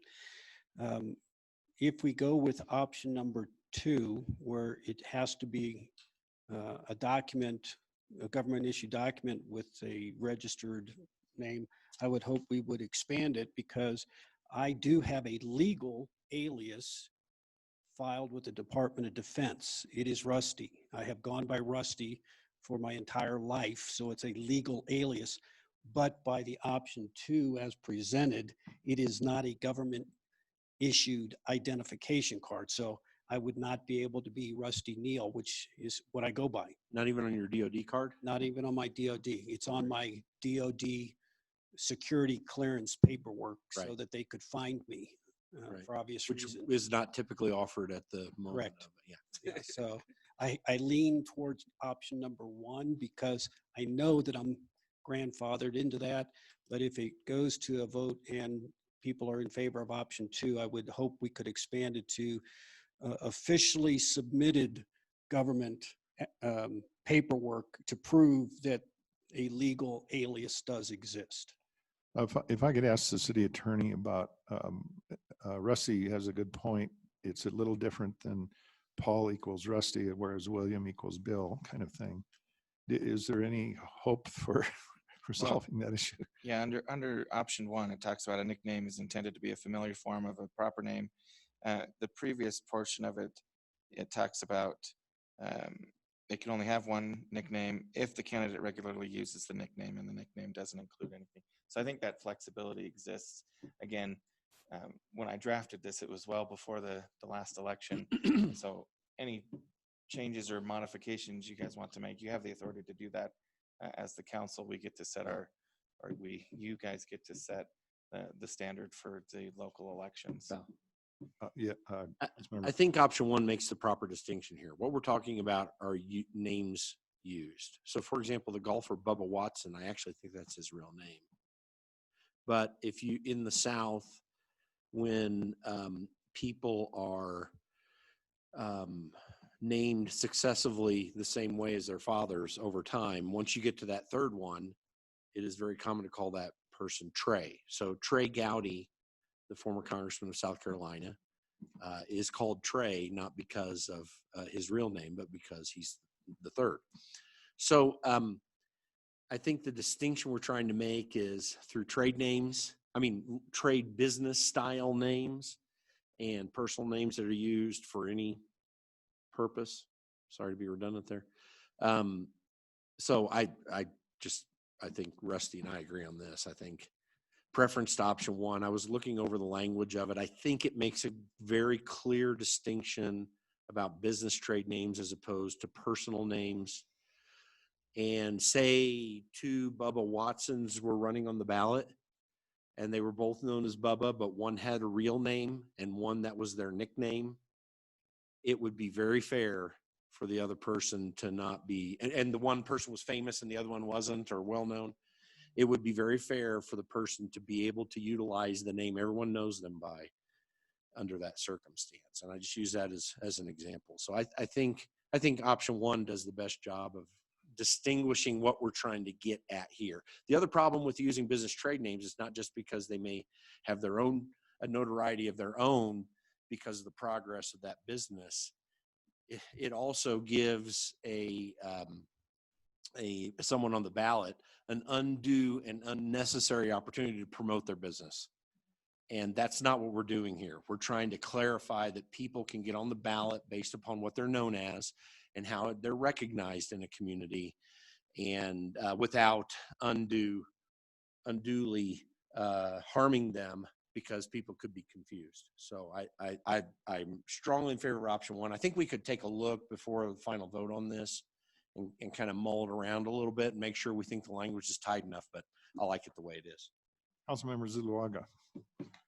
The only concern I have, and I'm fine with nicknames, except that I think when it moves into the sphere of having a political statement in the name, that's a problem. We're at our charter is that we're nonpartisan. Well, I think that we have to be careful that the nickname, even if it's not a trade name, is not something that puts a polarizing to the community. And so in the languaging of that, trade name is fine, but I think it needs to include something that addresses that issue of that polarization. And without going into types of examples that I just went through in my mind, because I don't want to create political polarization this evening either. But I guess my suggestion to your concern is that in option one, it says that the uses the nickname, and the nickname does not include any part of a political party name, comma, we could insert there a political statement. Statement. That's kind of where I was going with that. Yeah. Right. But I'll tell you this: if Reagan Watson runs, I'm voting for her. and I think to your concern, I think again, without getting the specifics of where we're at today in our country, that's Right. probably a real concern that somebody could use that as a way to capitalize inappropriately. So Yeah, in high school, I was Val Jolly Green Giant Car. So I think that probably is not something we want to do. I want to make it very clear for the election official, which is our city clerk, that it's very clear direction we're going to give. And we don't want to get in the situation that we possibly can, Val Subway Car, or whatever. Right. That's really the goal here, is to have very clear. Well, what the issue was, this person, when asked, identified that as his nickname. So what I'm hearing is that person would still be allowed to do that. Not with option one or two. Right. If it's a regularly used name, that's how it goes. I mean, I look at some of our music artists in the world today. Sting. That's a great example. If he wanted to run for the ballot, that's the name that everybody knows him by. And that's what this individual pled to us, was everybody knew him as this. And that's where the intended to be a familiar form of a proper name. And also makes a distinction against a trade name, a business trade name. So I think that seems to cover it. I think we can look at it to make sure you don't get yourself into the same kind of mess, which, by the way, I just want to say for the record, was an impossible situation for you to deal with, and you handled it well. So I appreciate that. Thank you. But unless we can find some legal reason that that the distinctions that you've offered in option one won't stand the kind of legal muster to avoid a similar situation, I think it seems fine. And it seems that way to me right now. And I can tell you in researching the issue originally, we're kind of a test case scenario because it hadn't been something that came up to anywhere that I talked to. So kudos to us for blazing the trails to some degree. And to your question or statement earlier, as I understand, so far I've heard from 3 that option 1 is the direction to head. I'll make sure I'm understanding that. But to your question or point, if what I bring back, if there's additional tweaking, you can always do that between first and second reading. Yeah. And so we can make that happen if there's additional things that come up as you consider it. Well, I'm very concerned with 1 myself. My vote would be for number 2, but understanding that it's problematic. If Jim doesn't want to put James down, for instance, when he runs for 2nd term, we prohibit that then suddenly. And so I think we need other language if we're going to go with 1 that's either more prohibitive or a variation on option 2. That's just my opinion. That I do not want Suzanne to have to make those dynamic decisions. So we ought to be very clear. However that's done. I didn't go to law school like a couple of you have. Councilmember Case. I'd just like to say we can wordsmith this all day long, and we can cover bases all day long, and there will be someone that gets creative and circumvents it. And so I think short of option 2, we can only do the best we can and try to address it, and then modify that as maybe challenges come up going forward. We didn't think about what happened with the last election, and so now we're trying to address that. And I think we're doing a good job of it in option 1. But short of option 2, there will always be someone that gets creative. And if I may say, that I think I have to agree with Kelly because I've been seriously considering trying to propagate a nickname P. Diddy. So maybe P. Diddy. 75 But cents. for all the reasons stated, I think option 1 is really more friendly and accommodates people that don't go by their real name, and that's very common. The problem I see with it is it doesn't solve the problem we were trying to solve. No, it doesn't.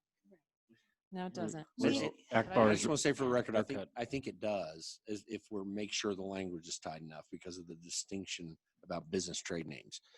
You know, I'm really concerned about an option 2 approach because it can be too highly restrictive. Now, it's fair in a way, but you know, you really kind of cut through about half and half of people who use their full name. My best friend in elementary school was James. And my first name's James, but I went by Jim. You know, I mean, if we had similar names, it gives him advantage over me on the ballot. That situation comes up more often than you would think. So, so anyway, Is there a possibility, Jason, that is there a list of, you know, William equals Bill kind of thing? Typical, I know we're going to get into Muhammad means whatever. It's a big black hole, I understand, but is there a list of acceptable names?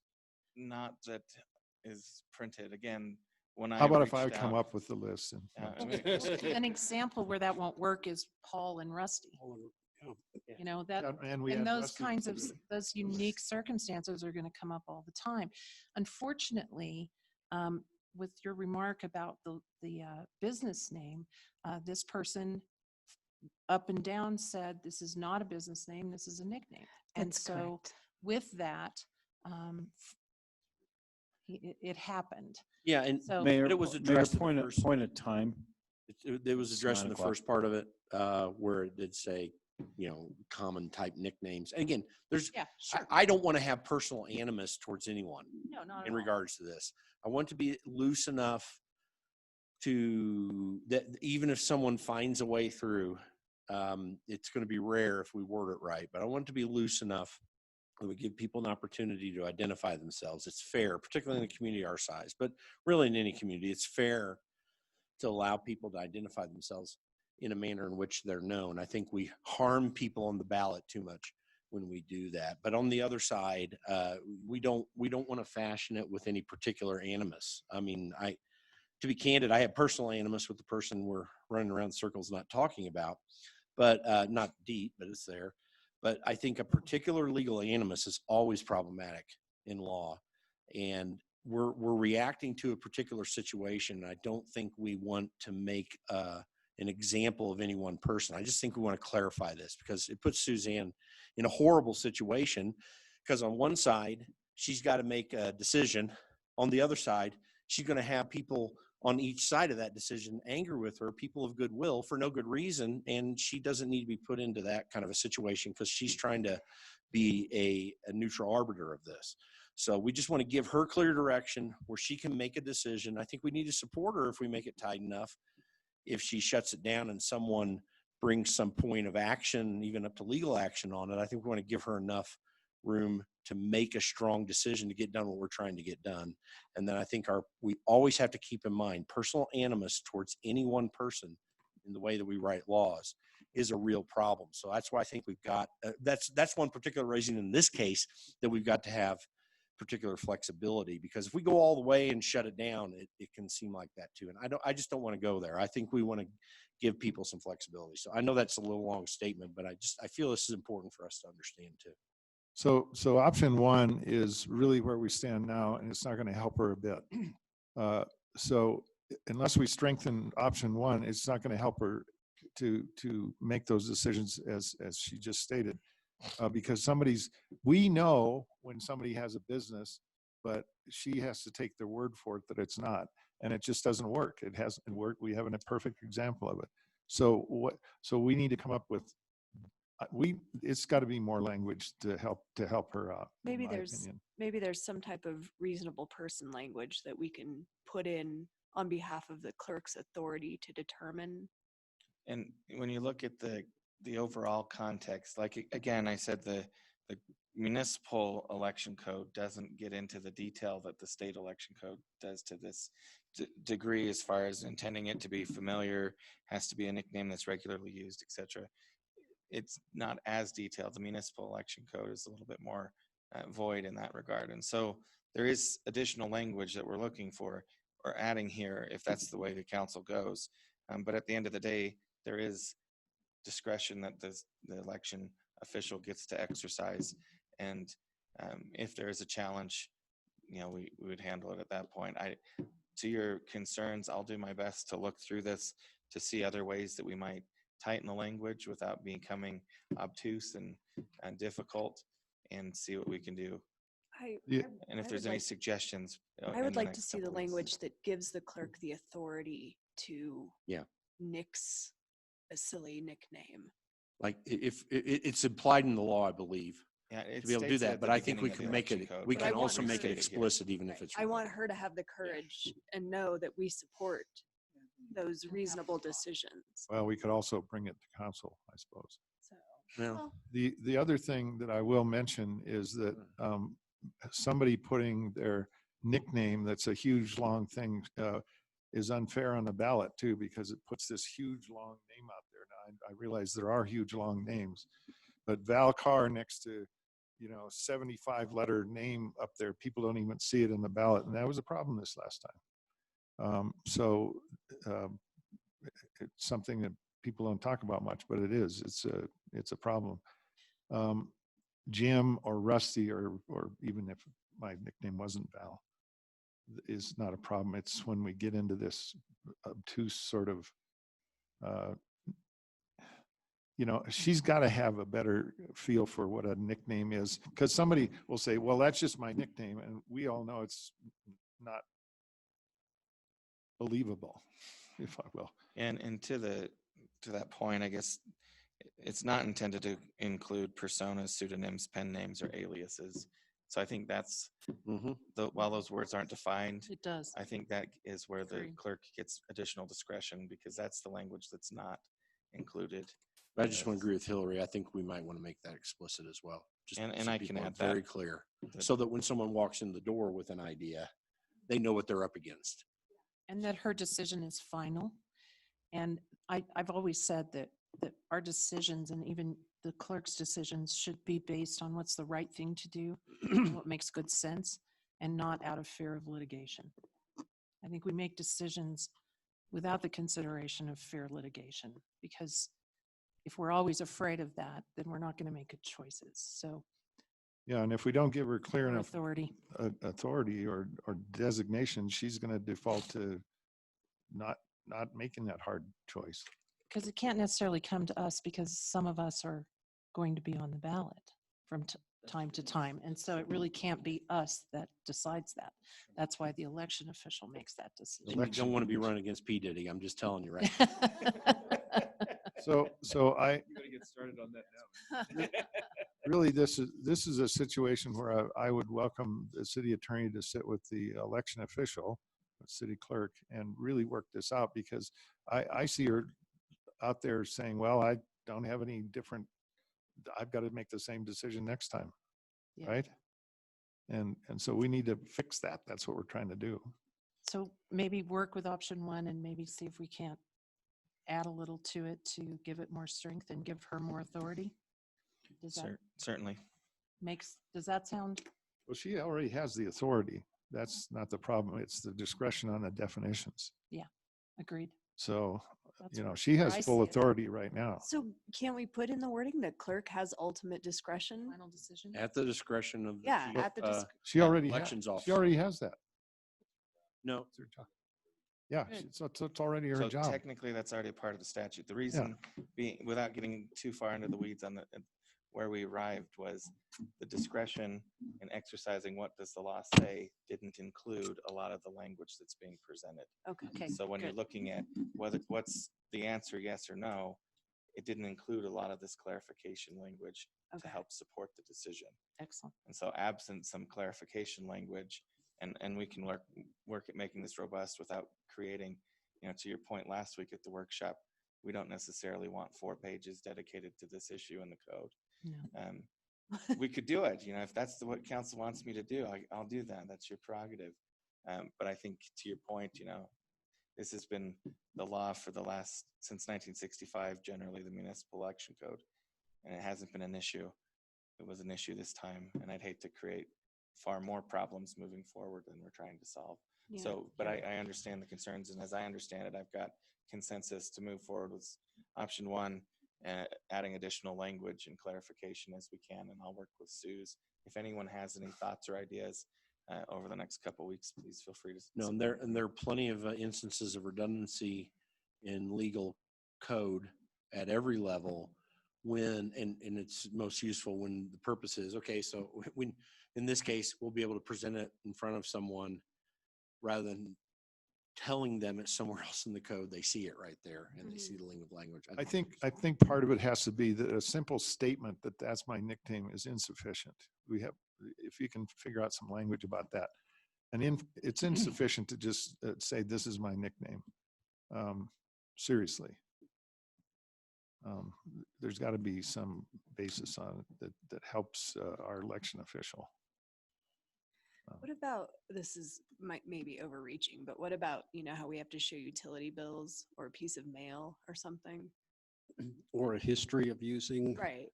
Yeah. Yeah, that's what I'm the talking name about. for a prolonged period of time. In an official capacity. I'm Well, he can hesitant to start get into using PD exactly what now. Right. would be required to prove it, but I Right. think something that says that the candidate would be expected to prove. provide proof or evidence. 10 years of tax returns, something like that. It's We're getting toward 4 pages. And to some of the concerns, having not used a pseudonym or a nickname at all my entire life, what you put on your utility bill, I have no idea if somebody who goes by a nickname would do that or if it's in their legal name or not. So I'd hate to be that specific and completely get back into the same boat that we I are, want to but know how we know that you didn't use a pseudonym. I mean, it is a freaking pseudonym, right? I can show you my ID. It doesn't No, look I'm like me kidding. because it's before I Total got joke, married. sorry. but- Levity. Mayor, So Donald, are you okay with what we're doing? been really wrong on the last ballot because my legal name is Donald Arthur DeZell Jr. I was on there as Don DeZell. Use the whole thing next time. We'll know who it is. you would have just, But then I If you hadn't done this, we wouldn't be in this situation. Thanks, Don. All right, do we have enough to move on? Yes, Because we're moving on to our break at 9 o'clock. thank you. 10 minutes, please. Let's say 25 after. We'll be back. I know that's more than 10, but whatever. That's what we're doing. Well, so there.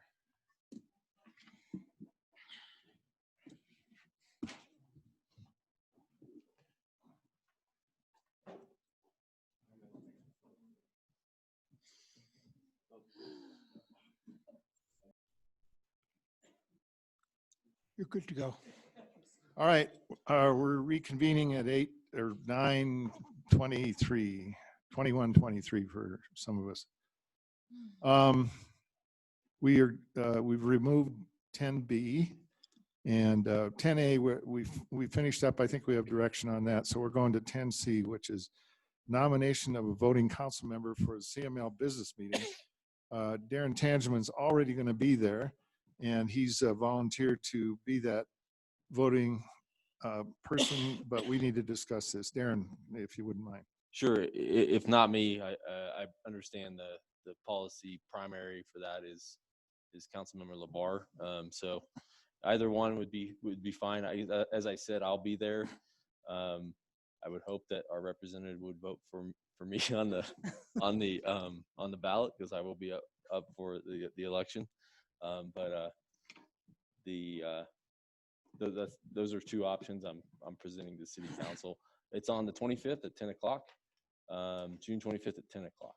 Is it as It's virtual. It's virtual. Yes, it So is. okay, so we've Yeah. solved that problem. Okay. Okay. Moving on. Okay. So she's So she's we up. will Hillary will be Okay, there. because I have to Hillary's send up. that Yes. that nomination in tomorrow, so Oh, the, I guess, do we need to nominate and make a motion and all that, or is she just, I mean, she's our representative. She's already a representative. that's fine. That's the way we've always done it. We just wanted to make sure council is on Yeah, board I'm that. cool with it. Sometimes Everybody else is different. okay? Sure. Well, you can, you can, This is virtual though. well, you guys can. Well, are you carp- willing to go in? Virtual helps. Yeah, you can big carp- time. So we're good to move on. 10D, approval of a resolution number 864, City Attorney Jason Myers, spelled the correct way with an E. All right, so council tried to pass this resolution last week before I prepared it, or 2 weeks ago. This is the official declaration that we're going to move to an election. This allows the staff to move forward with getting an intergovernmental agreement set up with Teller County to have the coordinated election. I have it worded in a way that council doesn't necessarily have to have the contract, the intergovernmental agreement come back to you if you don't want to, but it's because it's an approval for the mayor to sign an agreement. But certainly, if you'd like us to bring it back before it's signed, we can do that as well. Typically, they're pretty standard, and I'd say we have very limited bargaining power when we're asking permission to be on their ballot. So it depends on if you want it to come back, we can bring it to you. Otherwise, it's designed in a way to not have additional unnecessary agenda items at a future meeting if you don't want to. Just as long as the agreement calls it the Woodland Park, home of the Woodland Station and Tava municipal elections. That's what I'm asking. That's a nickname, I don't know. It must be getting late. Council. Are they discussion? providing coffee? Sorry. Excuse me. Council discussion? Anybody? Yeah, me too.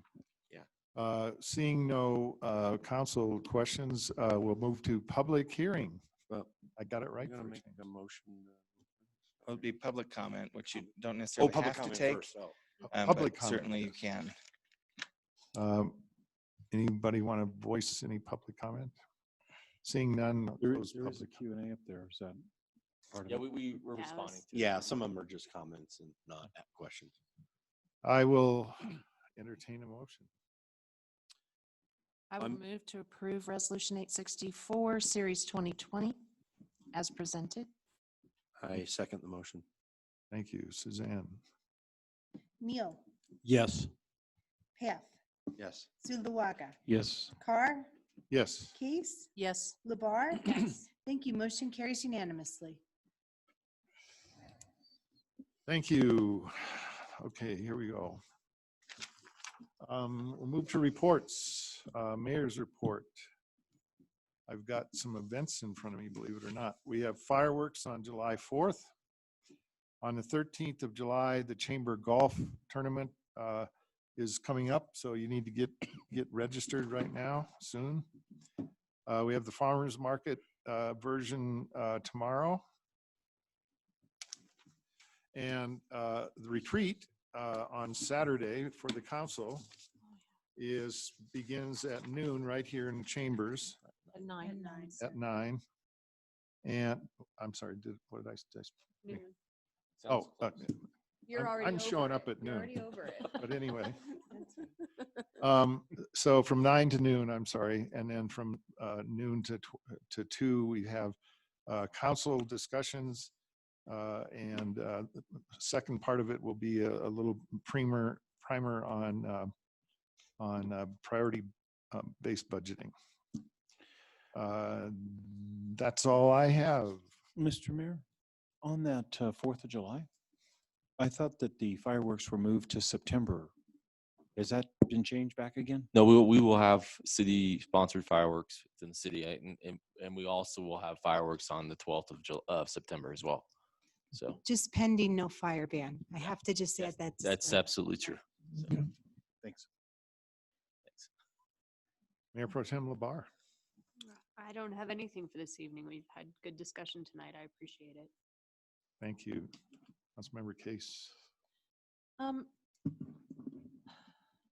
Not really. We had our Parks and Recreation Advisory Board meeting, and we had a presentation of the report. We had a couple of new members on the board that we welcomed and had conversation with. So things went well. I know we're going to have another presentation with regards to the open space. I'm looking at Cindy because she's going to shake her head if I'm right. Open space with the Mr. McNabb's project over on Sun Valley Drive with regards to the development of his dedication of open space and a bike and hiking trail on the area that's hilled up there. So we're looking forward to that.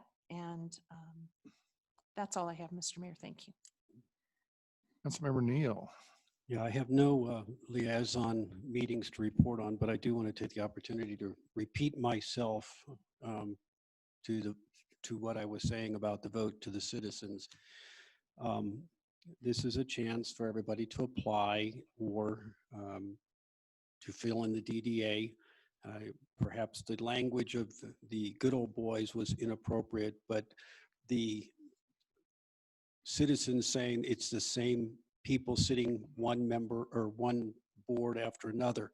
This is their chance to come in, apply, because once we go through the analysis of the language in the charters and find out what the composition must be, if there are candidates that are qualified, that have applied, even though they may have been there 5 years or more,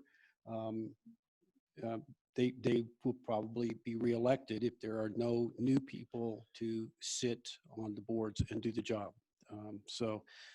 Again, this is your chance to get involved with your city government. And the last thing is, please email if you have issues and questions. There's very difficult times right now for city council members to hear what's on the minds of the citizens. Because of the COVID restrictions, we're limited to our social interactions to a degree. So please use email, write to us, talk to us, please. Thank you. So Suzanne, correct me if I'm wrong, but I think we've got some confusion on that, correct? Jason? Sir, yes, I'm not, I just need to clarification. I'm still not clear on whether you're accepting different applications or status quo for the next meeting. That what we just tabled. I understand, and I think there's the city attorney might want to do some research and weigh in Yeah, so one of the questions that remains unanswered was how many board members should there be? We know what there's allowed to be, and that's what the bylaws, as I understand them, currently state. There was discussion about it's been changed to 9. I don't know where that is. I'm going to try to. So if we find have that 11, information. we're fine with what he said. We would, yeah, I think, Suzanne, I understand why you're confused. I think that the way that I understand it is we will be voting for those 3 people next. And we would have to vote as a council to increase the number to 10 or 11. That's not just something that can happen because people apply. We would have to vote for that. So my understanding of the way this is the same 3 people are going to come in at our next session. And that is Councilmember where. Case was next. Yeah, go ahead, Kelly. I'd just like to say that there was a conversation during our break, and I'd like to just put it out there for consideration and maybe some research, is the role of the council liaison on the DDA board, and whether or not the city council has the authority to make that a non-voting member, and that the council liaison would not be considered in the composition of the board with regards to business owners versus other. And so I would be curious what that looks like. I concur with that. I've been bringing it up for 4+ years, and I would like to hear some finding on that, if you wouldn't mind, please. And the reason I say that is I found when I was serving in that role, I found many times, more than not, that there was a conflict with me voting there versus preserving my right as an elected official to be able to vote. And I saw the potential for conflict many times. And so that's one of the reasons that I asked that question. Because I think that's the only one where the liaison is a voting member. Jason, would that be clear enough direction? Can I weigh in on that just with some finding that I understand? Councilmember Zuluaga, please. Yeah, thanks. So from what I understand is this, actually when Kelly, when you were actually the liaison, well, firstly, let me back up and say I had exactly the same experience when I first started, and it's like they're voting for something which is a resolution which will come before us, sounds like at some point. So I'm like, well, I don't want to be voting for this. I want to prefer to have my opinion on council. But anyway, having said that, I then asked the DDA board, what is the deal with this? And they said they took it to their attorney. So they have already an attorney finding of fact, which is that we are required under the bylaws to be voting members. As a member of council, you must vote. So if it's already a finding of fact by their attorney, I think that's already a done deal. I'm asking for an opinion from our attorney for the city council. And our statutory requirements. I'm sorry, I didn't mean to interrupt you. Different. I'm just sharing what I know. And to the point, I know Mr. Benedetti and I discussed this, and we came to some understanding when Councilmember Case was on the board. That's the way the statute reads, and I guess the question, as I understand it, is that might be the way the statute reads, but what power and authority does you as council, as the governing board for this? They have the board, but ultimately you oversee the DDA in that perspective. What authority do you have to set the rules as you see fit? We are a home rule municipality. Whether that's something that even plays into this, I don't know the answer to that, but I'll look into the issue and try to do my best to make sure we're all understanding what it requires. I will be upfront both to the council and to the community. Typically, and I said this during the break, when you have statutes, there's case law that's been decided to help you understand them. This is not a litigated issue, so there may not be a clear answer to some degree, but I'll do my very best. Well, we love the Blaze Trail here. So. Thank you. Let me just clarify quickly. Statutorily, yes, but personally, you may recuse yourself from a vote. If you wish to refrain from a vote, you may do so.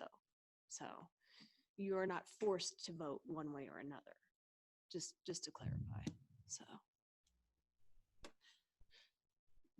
Councilmember Neal, were you done with your reports? Well, I just want to clarify that we are going to get additional legal guidance, whether the number is 9 or 11, because I'm rereading what was put out your email, and it implied to me that it is up to 11 slots. So if it is not 11, I definitely need to know because Well- exactly of the vote I took and how I did it. The clarification is, it is between 5 to 11 statutorily, but there's a claim that there's an ordinance that it must be 9 members at all times, Well, right? the bylaws as they currently read, what was available on the DDA website this morning when I was double checking this, mirrors the statute saying 5 to 11. The bylaws don't specify. We have the specification in the bylaws of all of the other organizations that the city is in charge of committees, commissions, and boards. And so the fact that it wasn't there is why I'm of the opinion that it's between 5 and 11. And what I understood from the comments tonight is there may have been an action taken by council at some point to set it at 9. That's not reflected in the bylaws. If that action did occur, perhaps we need to look at changing the bylaws to reflect that. And if it was an action and a vote by council to set it at that, and I can find that information, I'll make sure the analysis is updated accordingly. Thank you. Yeah, and would be able to get that clarification of what you find out on Saturday at the retreat. Could that be a topic that we just finalize once and for all? Yeah, because Suzanne needs to know. Yes. I'm moving tomorrow. Maybe So- before next before the next meeting, as soon as possible, I will get it to you. for Very sure. good, thank you. City clerks. Thank you, Mayor Leclerc. Carr. I know it's not my turn to speak yet, but we've had a citizen bring an error to our attention that I would like to fix. When we voted on 9A, public hearings, in the verbiage, it said that it was an ordinance on initial posting. Yes, I see It's that now. not the initial posting. We have to re-clarify that for the record. And I appreciate to whoever the citizen was bringing that to our attention. Norma, right? Yeah. So should we revisit 9A?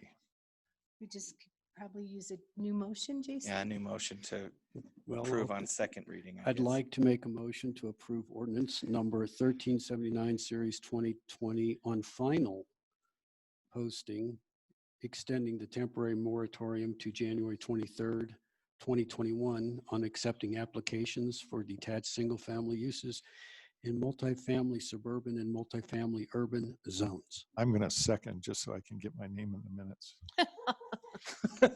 As Val or James? Suzanne? Half, Yes. Zulawaga, Yes. Carr, Yes. Case, Yes. Labar. Recusing. Thank you. Neil? Yes. Thank you. Motion carries 5-0, and thank you for the time to correct. Thank you. Back to 10A. No, just kidding. Councilmember Paff. Only one quick announcement. My wife has been hanging out down at Shining Mountain Golf Course, and apparently they're gonna have a 4th of July event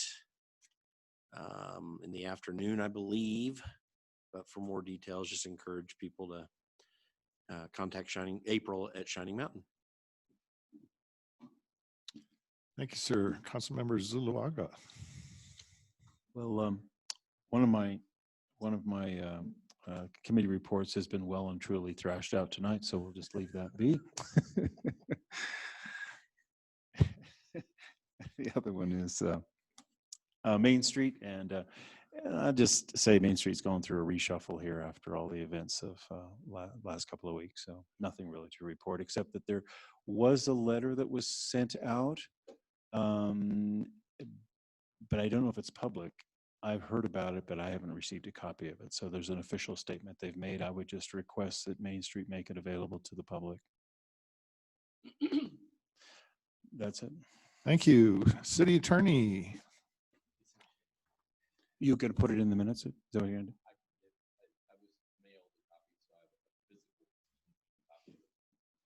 We'll get you a copy. I guess Darren might have one. So Mayor asked me to report on this, and I would say I'll do it briefly, and Councilmember Paff might be able to add some additional information You were emailed today from the Colorado Municipal League some information about Senate Bill 20-217. It's a kind of a huge shift with current events and the way that policing will happen in the state of Colorado, and particularly some of the potential budget impacts and financial impacts to the city. Although I don't want to say that that's all it does. It's a very broad bill that addresses many areas. CML put together kind of a brief synopsis of the bill, but some things to consider when you're looking at the budget and potential issues moving forward. As far as one of the, and I tried to get with the police chief today, but we weren't able to touch base on what the dollar figures might be or the impact to the department. And I don't know exactly all of the operations in depth yet.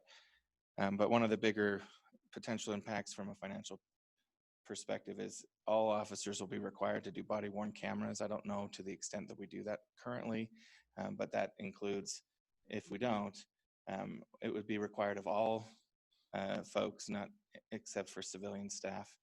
Basically, any interaction they have has to be recorded. So anybody who doesn't have one has to get one. That also includes, from my experience in my last jurisdiction, a lot of information now being stored. That information takes up room, and that you have to buy servers and house that data, depending on the type and the nature of it, make it available, and et cetera. So that's potential cost increases to the city. There's also some additional changes to mandatory indemnification of police officers by the municipality, and there's some limits and things that we can require and do in that regard. One of the biggest change, and not necessarily affect the budget to the city, but one of the biggest differences for the department would be the change in qualified immunity, which very briefly means that any officer who's acting in their official capacity who violates somebody's rights, if it's in a way that isn't, trying to make sure I get the legal verbiage correct, but if it's done in a way that isn't a known standard that a reasonable person knows, then they're entitled to qualified immunity. In essence, if they make a mistake in the violation of somebody's rights currently under the law before this change, and it's not something that's a clear defined standard, then they wouldn't be held personally responsible, fiscally responsible in those instances. If it is something that's clear violation, then they would not have this protection. The bill changes that, so if they violate anybody's rights to any degree, whether there's a standard, whether they knew or it was reasonably known, that's the standard that's being adjusted. And so that's something that, from a process standpoint, I'll reserve judgment as to whether that's the right call to be making, but it'll be something that'll certainly affect the department and how they operate. There's still some defenses available. And again, I don't want to go through it detail by detail, but wanted to make sure this is a very important bill that's been passed thus far. It hasn't been signed to my understanding yet, but we anticipate that it will be. Yeah. And so there's a lot of impacts. This is a 4-page summary, bullet pointed almost, of what it does, and there's a lot more to it. So I would encourage you to look into that moving forward. And I might add to that, I definitely encourage every council member to read carefully CML's synopsis of it, because you're going to want to know what it means. Budget impacts will be notable, but Darren and I were communicating. I don't know yet how significant what it's going to depend on is our approach to storage, because there's a requirement for a 14-day turnaround on body camera. And there's a requirement for keeping this information over a certain period of time. I believe it's 3 years maybe, or I can't remember what the time period was, but that will require the server issue, which I would personally say, we need to do cloud servers. There are very high security cloud server options out there as well too, which are a little bit less expensive, but it will be an expense. The other potential expense is not just on one of our police officers who might be, having now been removed from qualified immunity, might be subject to a civil lawsuit, and it's going to be mostly civil lawsuits. The criminal stuff is really almost entirely already taken care of. But and their exposure is $25,000, any individual officer. So they'll personally need to get some coverage to make up for that, which probably is not going to be very expensive to them. For us, we can also be subject to different kinds of lawsuits in the city.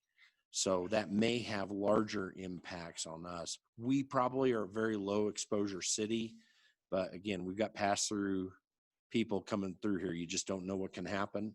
So if there's any budget item we need to at least anticipate, it's how would we approach that potential exposure?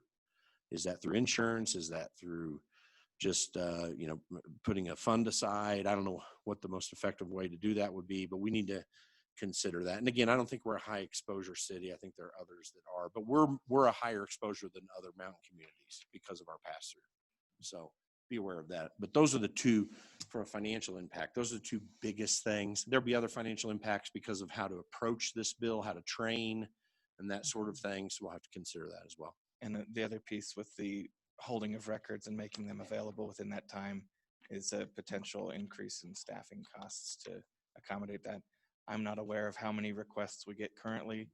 That would be a question Miles might know, or Chief DeYoung might know better than I do.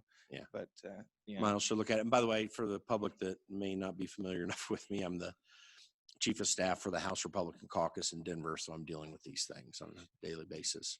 So I'm not just being a know-it-all. I actually was involved in the legislative action that took place in the House. So that's why. And I guess one more clarification as far as the timeline that this would be implemented is over the next couple of years, depending on the piece. Yeah. Some of it's effective in September, some of it's effective next year, some of it's effective all the way out in 2023. So it's not like we have to rush out to the store and buy all of this all at once. But there's and we've got most of it. Darren and I were talking about, we've got most of the equipment. It's just this data storage issue, which may not have a massive impact. I think we agree it might, but we just don't know for sure. And we're right in the middle of updating that aspect of the body cams. I think one other thing to bring up is that I know the school district has talked about the potential of our SROs having the cams. It's something we'll have to discuss with them as well. I do want to make one point that you made about the indemnification piece, the 25,000. That's one of the issues that won't be implemented for 2 years, right? I think it's 2 years. Yeah, 2 years to get behind that. But you will, but you're going to see suits because the perception is it's immediately done, and the body cam stuff is also I think a 2-year implementation still. So just to give smaller municipalities some flexibility to figure out how to fund it. So. So nothing else to report. Thank you, sir. City managers report. You're up, Darren. I don't have anything personally to bring up, but I'm going to bring up, have Emily come up and do the April 2020 sales tax report, and we'll have Cindy come up and provide the information that City Council asked for from the last meeting on the WAC. Thank you for hanging in there, you two. I know. Is it on? There we go. Okay. Thank you, Darren. Thank you, Mayor and Council. So included in your packet is the April 2020 sales tax report. And you will see we are up 9.7% over April 2019. And we are up year to date 9.2%, meaning over projection, which was 3.2%, we're up 6%. And you'll also note that lodging tax is down 46%, which can be attributed to the closures of the short-term rentals during COVID-19 and the governor's orders. So that's basically the highlights if you have any questions. Thank you, ma'am. Any questions, Council? I will say that as the governor has reopened short-term rentals now as of June 5th, I think it was. That dynamic should be changing. I would suspect. Before that, short-term rentals were only open for the use for COVID-related lodging. So that's changed now. So thank you. I think you're up next, I believe. Thank you. Thanks, Thank Emily. you. Thanks.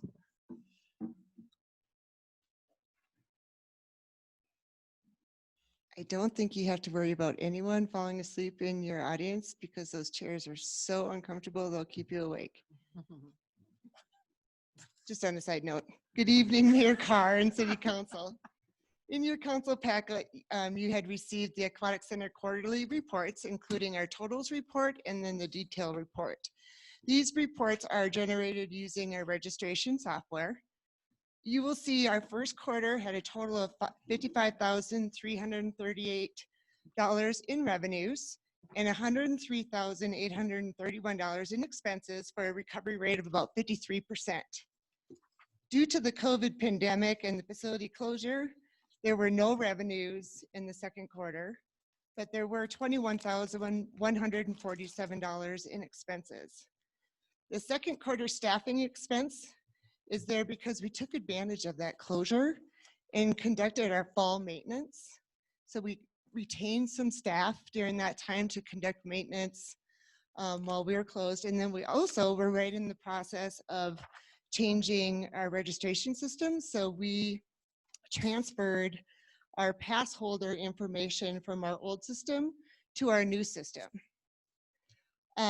One thing that I did not include in your packet, and I need to apologize for that, was the cost to close. And I do have a little bit of information for you here today. I know that I shared with you on the June 4th meeting the past refunds that were $142,734. And I believe I was asked, what had we collected in revenues for those already in 2020? And that dollar amount is $22,034. So these passes that have been purchased could have been purchased back in 2017 when we opened, because they don't expire. The punch cards do not expire. So that is truly a cost of closing.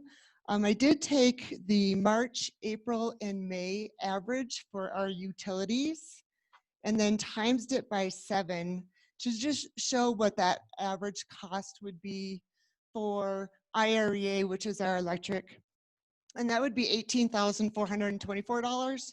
And then Black Hills Energy, which is our gas, $12,838, which really comes up to a total of just about $174,000. I think what the big loss is the loss to the community. Not that $174,000 isn't a big loss, but there's a big loss to the community. And I think you heard them on the 4th tell you why they love the facility, but I think what they would truly miss is some of the programs that we offer, such as our swim academy, our junior lifeguard, our wellness programs, our recreational opportunities, just open play, the employment of our high schoolers.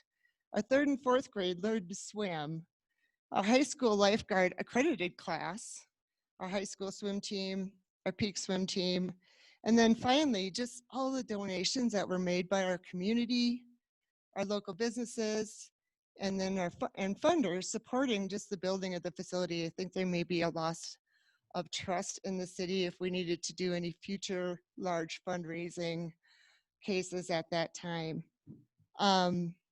Those were the reports that I provided in your packet besides the cost to close.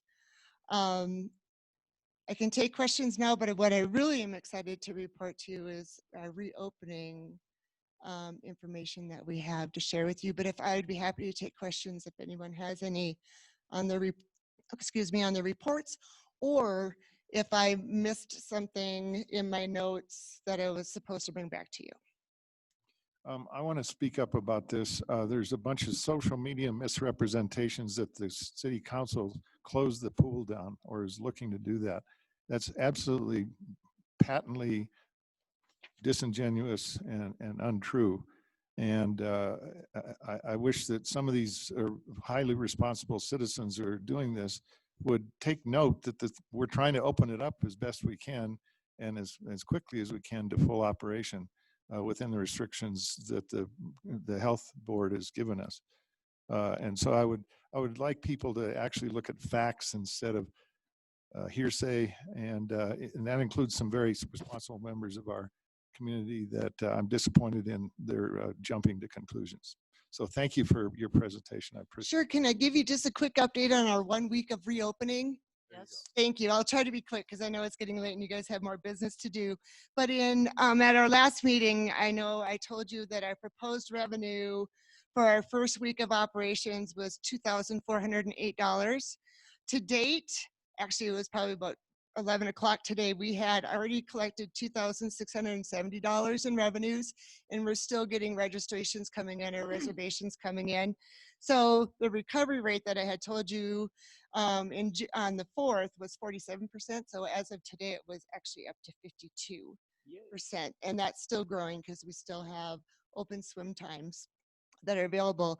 I wanted to let you know that we've been listening to our customers and the people that have been reaching out to us either via by phone or email or even online with us, just saying, you know what, we really want those locker rooms. And you know what, we really want to have an extended time of open swim. 45 minutes just isn't worth it.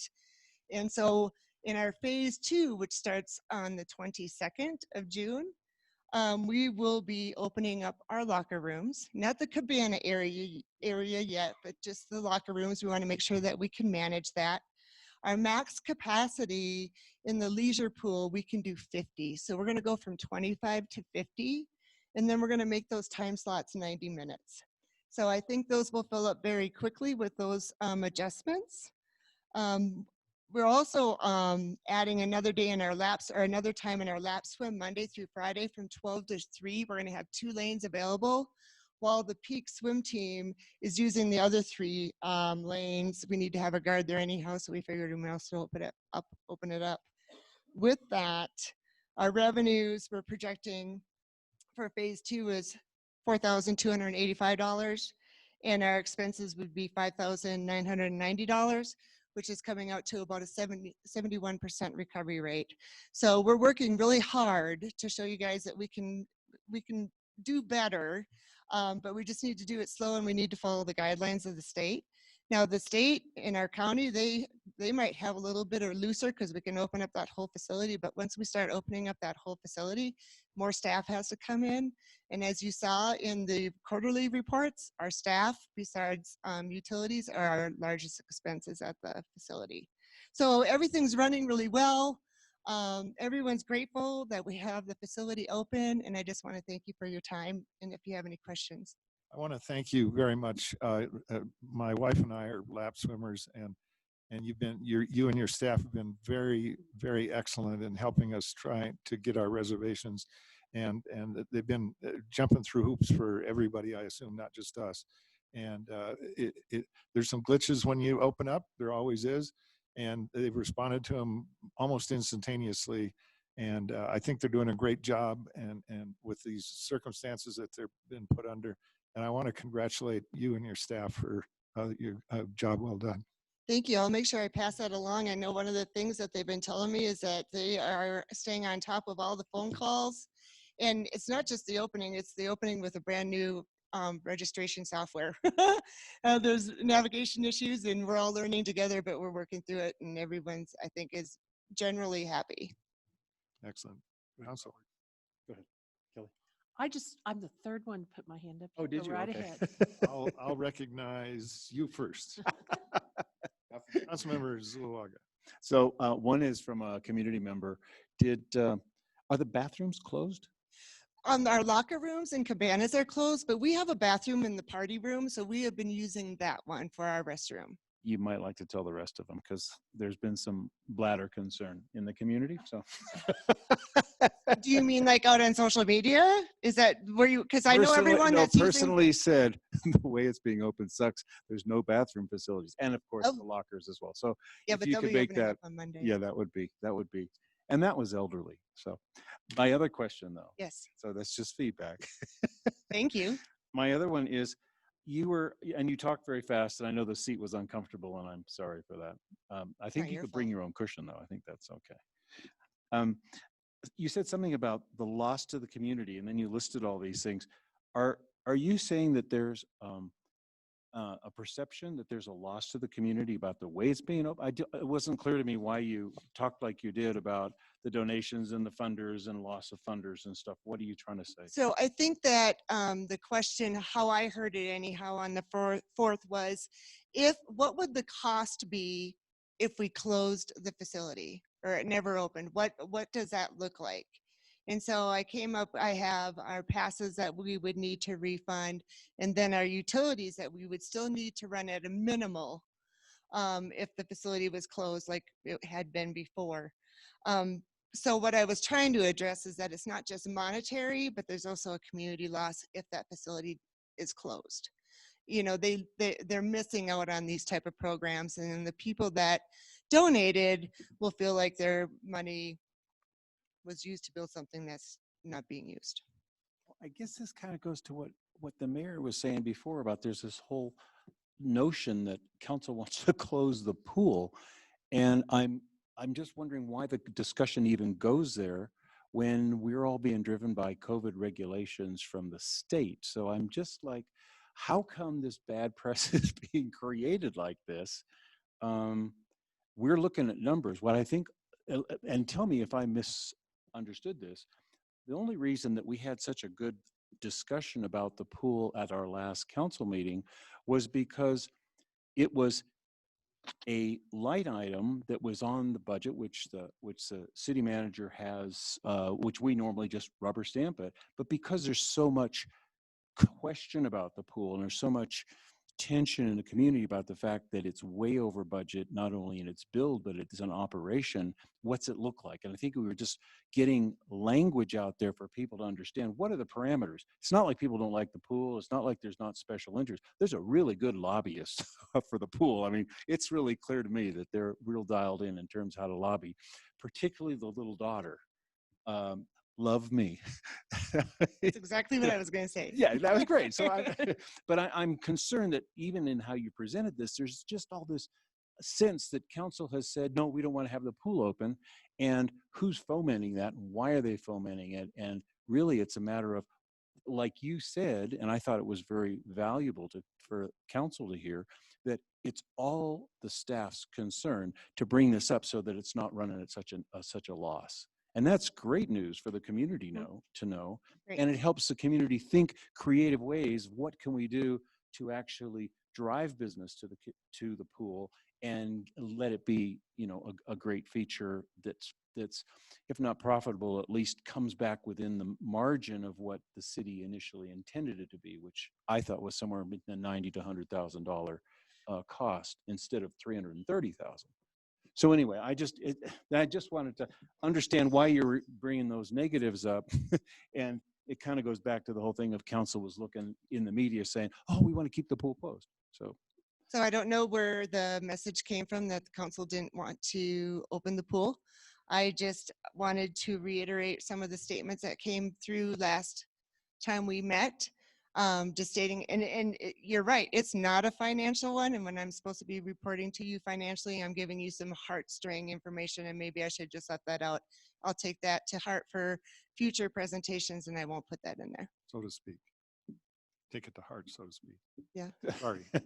Get my toes wet. get your toes wet. Yeah, right. You Councilmember- can wade in a little deeper. It's all right. Okay. Councilmember Neal, you're next. Yes, indeed. The question that I had asked, the information, I didn't see that. Did you get any further information on the amusement insurance refund possibilities? So what I can tell you is that the slide is licensed by the state, and that is an annual license that would expire in September.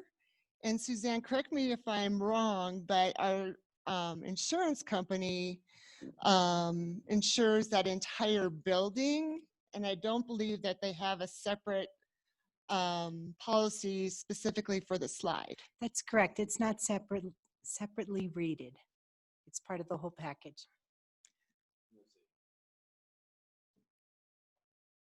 So excuse me, and forgive me because this is all hearsay.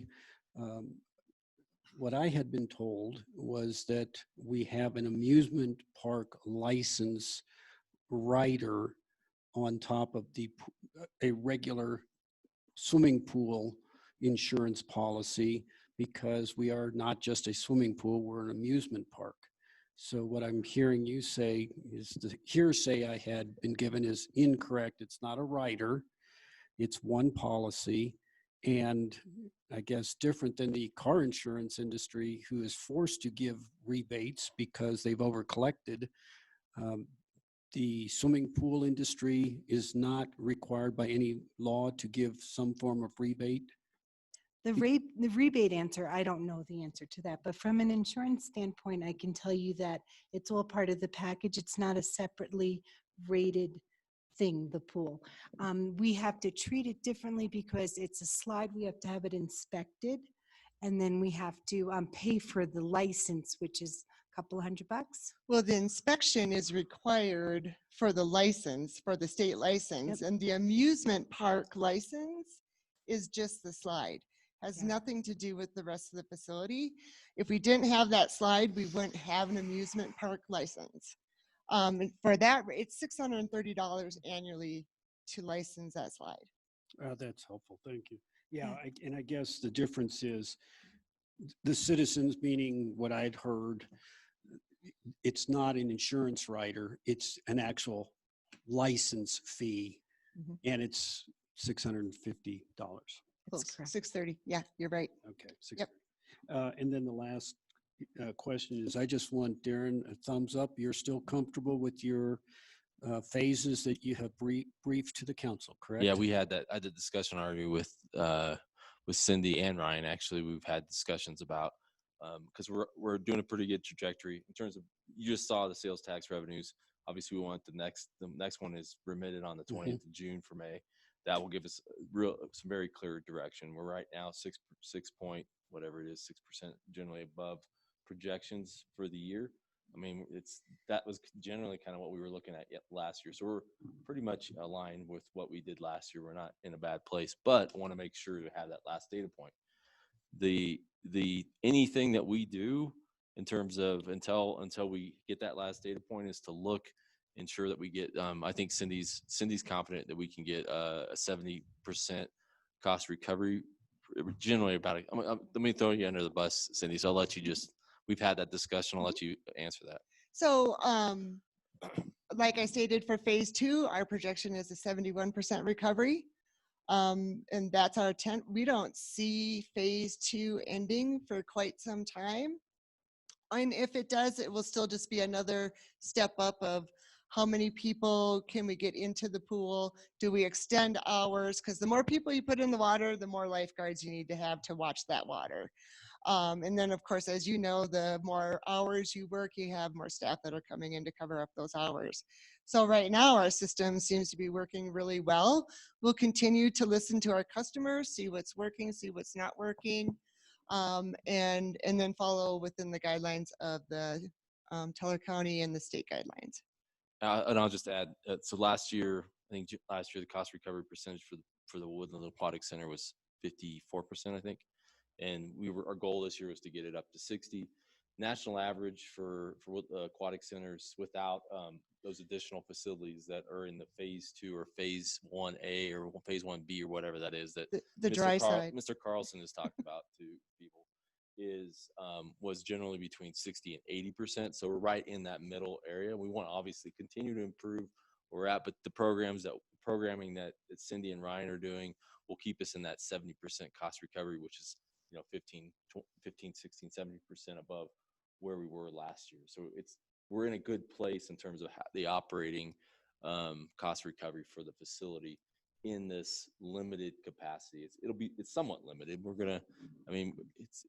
Go ahead. Well, no, I was just going to say, so the facility still remains locked.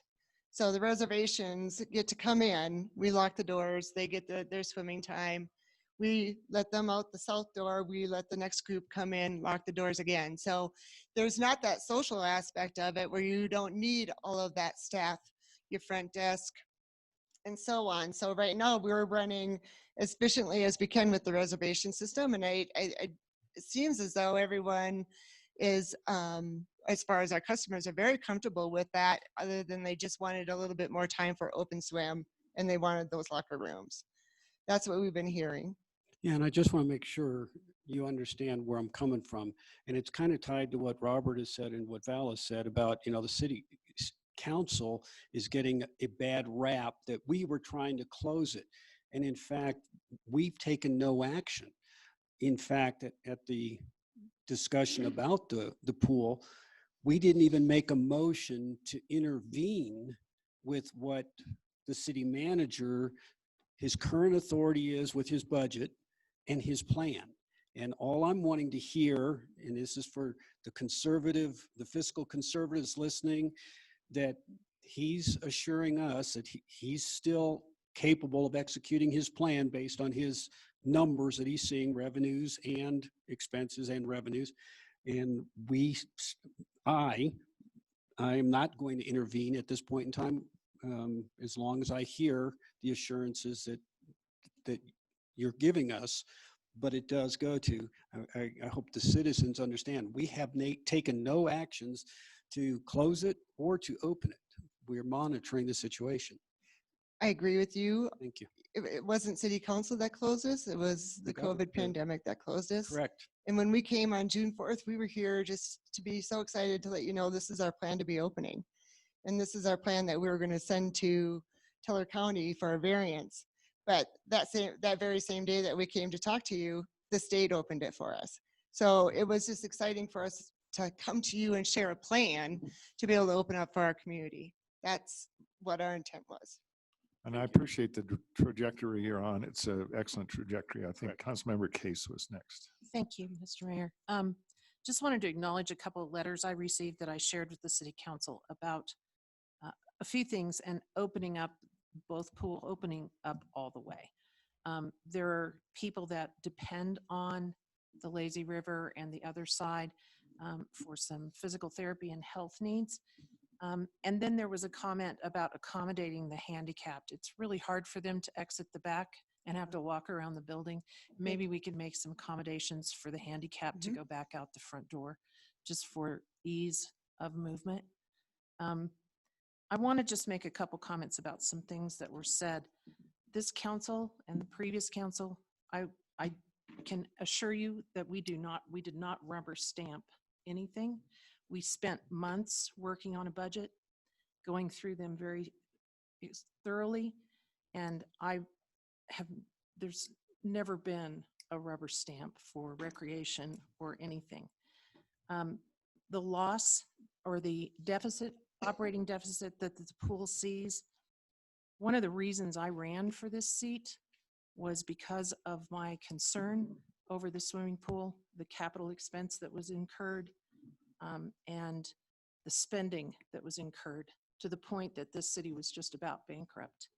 And I can tell you that since I've been here, we've seen significant improvement in that deficit every year. And we'll continue to see improvement in that. And we worked very hard to accomplish that. And the third thing I want to identify is the $90,000 that was identified in the pro formas for the swimming pool operations. That was not the city that brought that forward. That was the group, the Woodland Park Aquatic Foundation that brought those numbers forward and presented them to the city council and to the community. And those numbers were never accurate and were never realized by any stretch of the imagination.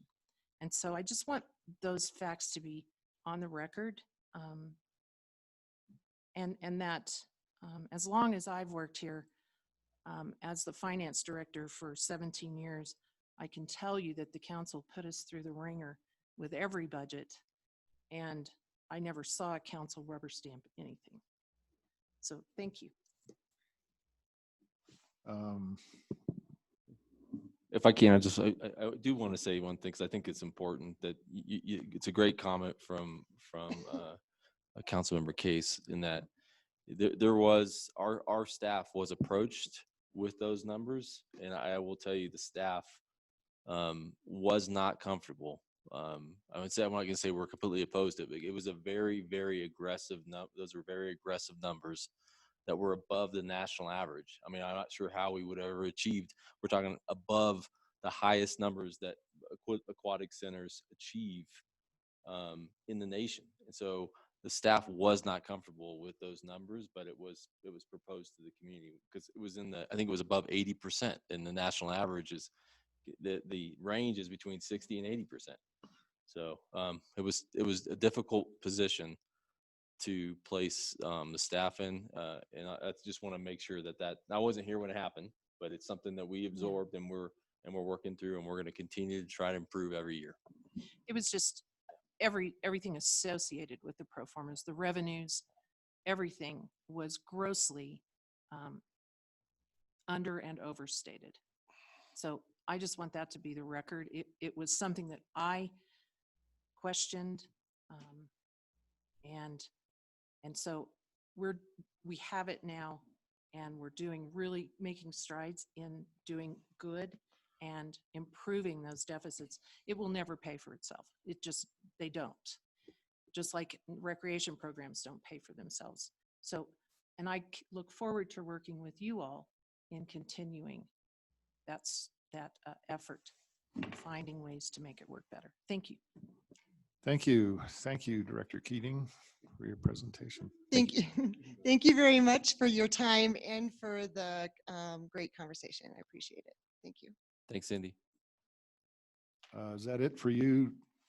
Good to go. I have no script for content. Right on your agenda, sir. We just need a motion to move into that executive session. I will entertain a motion from somebody I'll make a motion to move into executive. move into executive session for discussion of matters that may be subject to negotiations, developing strategies for negotiations, and/or instructing negotiators under CRS 246402 4E, and for identification purposes, Coronavirus Relief Fund, CVRF, collaboration agreement with Teller County. Thank you. We have a second. I'll second it. Thank you. Suzanne.